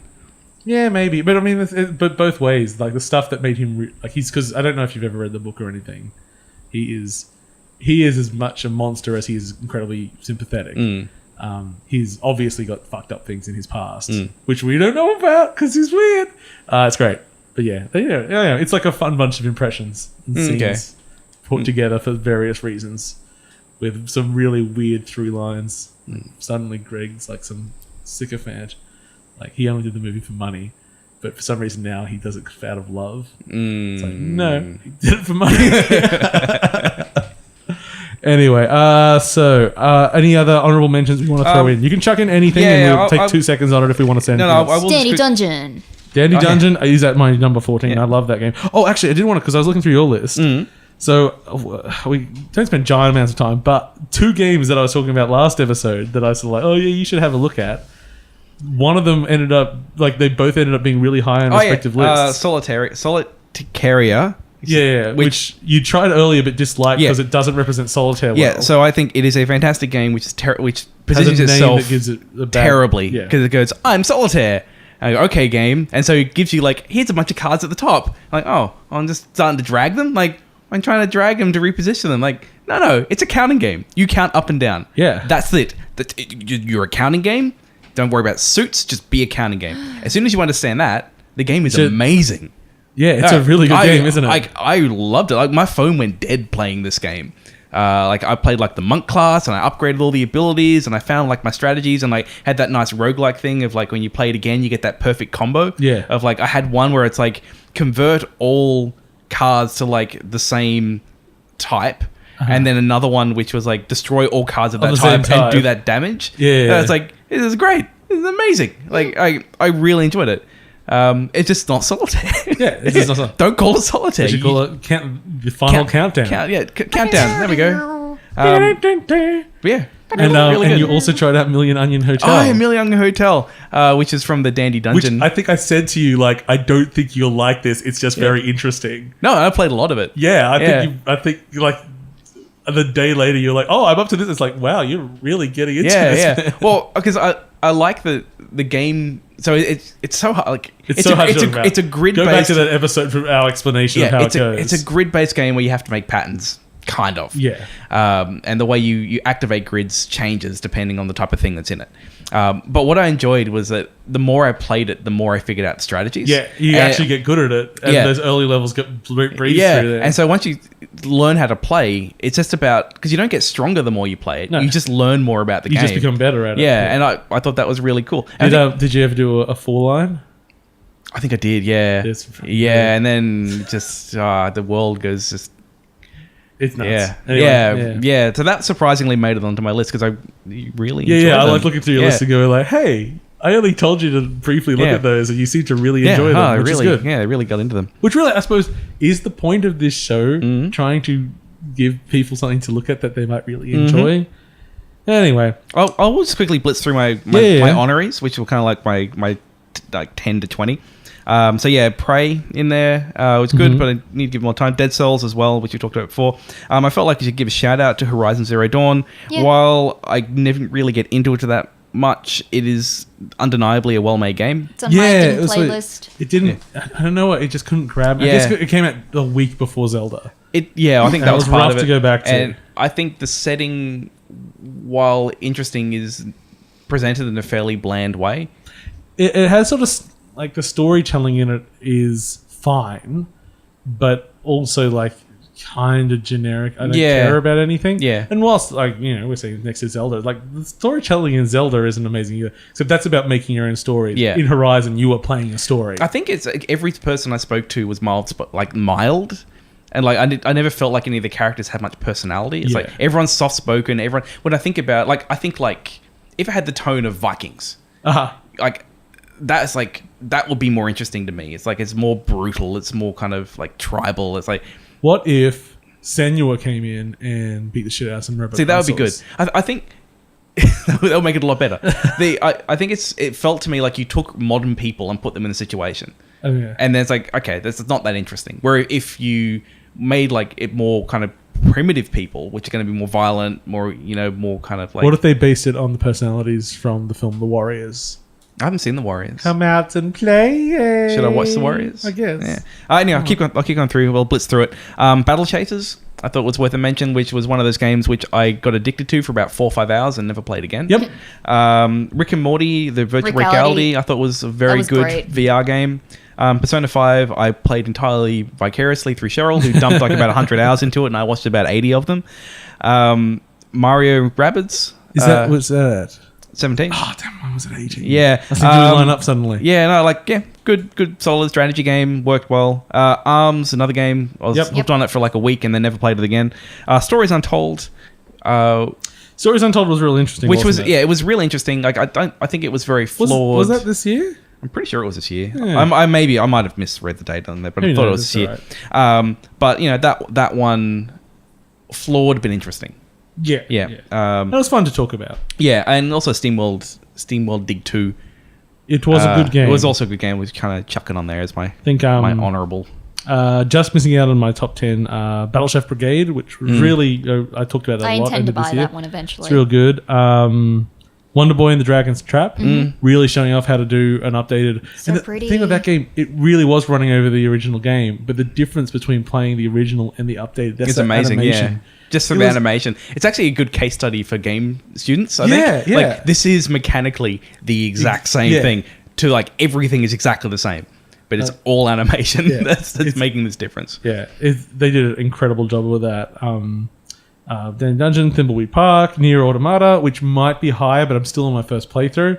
And that game doesn't kick in its actual stuff until the second and third playthroughs from everything I've ever heard. I just need the time to do it. Wolf, Mario Rabbids, SteamWorld Dig 2, Super Metroid, and just at 21 just came in a game that I only started playing 2 days ago, which I picked up in the Christmas sales. Cryptark, which I've been looking at for a while. Now this hits a few of Paul one. It's roguelike, 2D action game. You are basically a space salvage sort of ship. You go out in this space chute, which looks a little bit like a shark. And before you head out, you go, okay, you've got this budget. This ship is going to bring in this much money once you shut it down, and you can buy a loadout, but you can spend more on the loadout than the money you're going to get. So you probably don't want to do that. And then they got special challenges to get a little bit extra money, and then you just launch out into space, and you have to infiltrate this other ship. The ship will have systems, so all your main goal is just to shut down its central brain. But you might sneak in and take out its alarm system first, and take out its turret systems and stuff like that. The game gets very hard very quickly, but it's sort of like it's a twin stick shooter, which can be kind of played as a stealth game to a degree, and it just constantly throws new things at you. There was one point where this ship just had lots of big explosives, and these explosives are big. Like you accidentally set one off, it takes off like 4 screens of space. and I'm in this room, and one of these things has just started exploding. I've gone past like this magnetic mine, which doesn't hurt you; it just stops you from moving. Oh, And the only way of getting out of them is kind of Helldivers-y, where you have to hold down a button and then put in the code. like code or something. Yeah. Yeah, so I get free of it, but I can no longer exit the room because the explosion's covering the door. So I just get the furthest I can from the explosion, and I hide in a corner. Yeah. And the explosion reaches about a millimeter away from me, and that's where it stops. That's cool. I'm like, holy fuck! And just things like so the ships are randomly generated, so they got they're just sort of spaces, and they've got locked doors. This is a side doors. scroll. Side scrolling, yeah. And the map is you can zoom in and out, so you can see your position at any time. But then it's just like the systems. So while they've got control systems, they'll also have stuff like a ship could have like a randomized system, which means that every 60 seconds or so, it just swaps the position of all the systems in the ship. Oh, okay. Which for me was great because I just got in. I was about to take out a door system, and it swapped and it put the central system right next to me, right next to an exit. So I'm like, Thank you. It's great. Unfortunately, I hadn't set off the alarms or anything yet, so as soon as I attacked it, like, the whole ship came and attacked me. And the designs are almost a bit like biomechanical, almost H.R. Geiger-y, the enemy ships. And everything. So they're interesting. It's got a lot going on. Cryptark? Cryptark. I've been looking at it for a while. Arc. Yes. Okay. I'd been looking at it for a while. I've just been waiting for it to go on sale. Okay. And now that I'm playing it, I would have paid full price for it. It's a cool little game. Yeah. And Steam Summer Sales, which I believe go to January, so they'll still be on when this comes out. So I'll check that one out. Yeah, it's a real interesting one. Yeah. And then it's been a real good year for games. Yeah. I could just do my top 30 Switch games. Yeah. Well, I'll do my top 3 updates as well. Uh-huh. Because Elder Scrolls Online Morrowind that was a fantastic update. I really enjoyed the story. You just play it. I've got Elder Scrolls Online now because of Humble Bundle. You should play it. It's good. I didn't even redeem the key. Oh, it's a good game. It's enjoyable. Boo. It's actually pretty No, close. I'm fine. It actually does a good job of being a online Elder Scrolls. Good. But if you don't like Elder Scrolls, then your mileage will vary. XCOM War of the Chosen, also very good update. Add a lot of things. I love reading about it. Yeah, added a lot of things from Darkest Dungeon. Oh yeah. Like where they took out sort the of Nemesis sanity stuff. Well, they took like the sanity stuff, but they also took stuff from Lord of the Rings, the Shadow of Mordor, the Nemesis Which we system. didn't play Shadow of War either. Yeah, No I one didn't play played Shadow that. of War. And also the Skyrim from the Switch was real good. Another good update. Anything you want to put out there? Just Snipper Clippers. I really enjoyed that. That was one of the first And they games did their I played. deluxe thing that you can upgrade Yeah, to. I yeah. haven't. Levels and everything. I didn't look at it up past first playing with the Switch. So, but it I've was had really no one good. to play it with. I want to play it. No one wants to be my friend. Yes, Paul.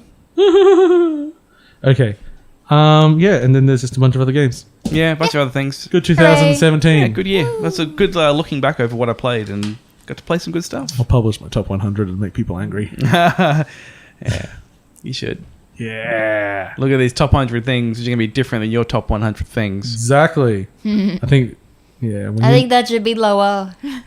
How could that be 2 below this when it should be 6 above that?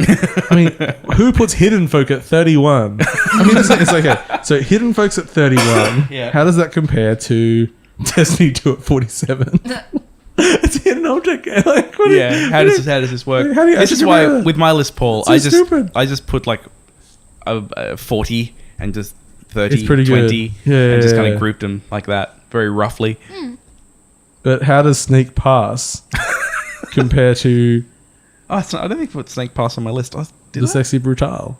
I don't know. Oh no, the Snake Pass is there. It's in my 40 In your category. 40s? In my 40 category. Yeah. And where does Star Fox 2 come? So Star Fox 2... Is that Paul? Is it? No, because it was never released. Its so release date is actually actually 2017. 2017. You could put that one on your But it's list. one above Tacoma. Let's compare them. Lists are dumb, but Lists are dumb. Yeah. lists are dumb.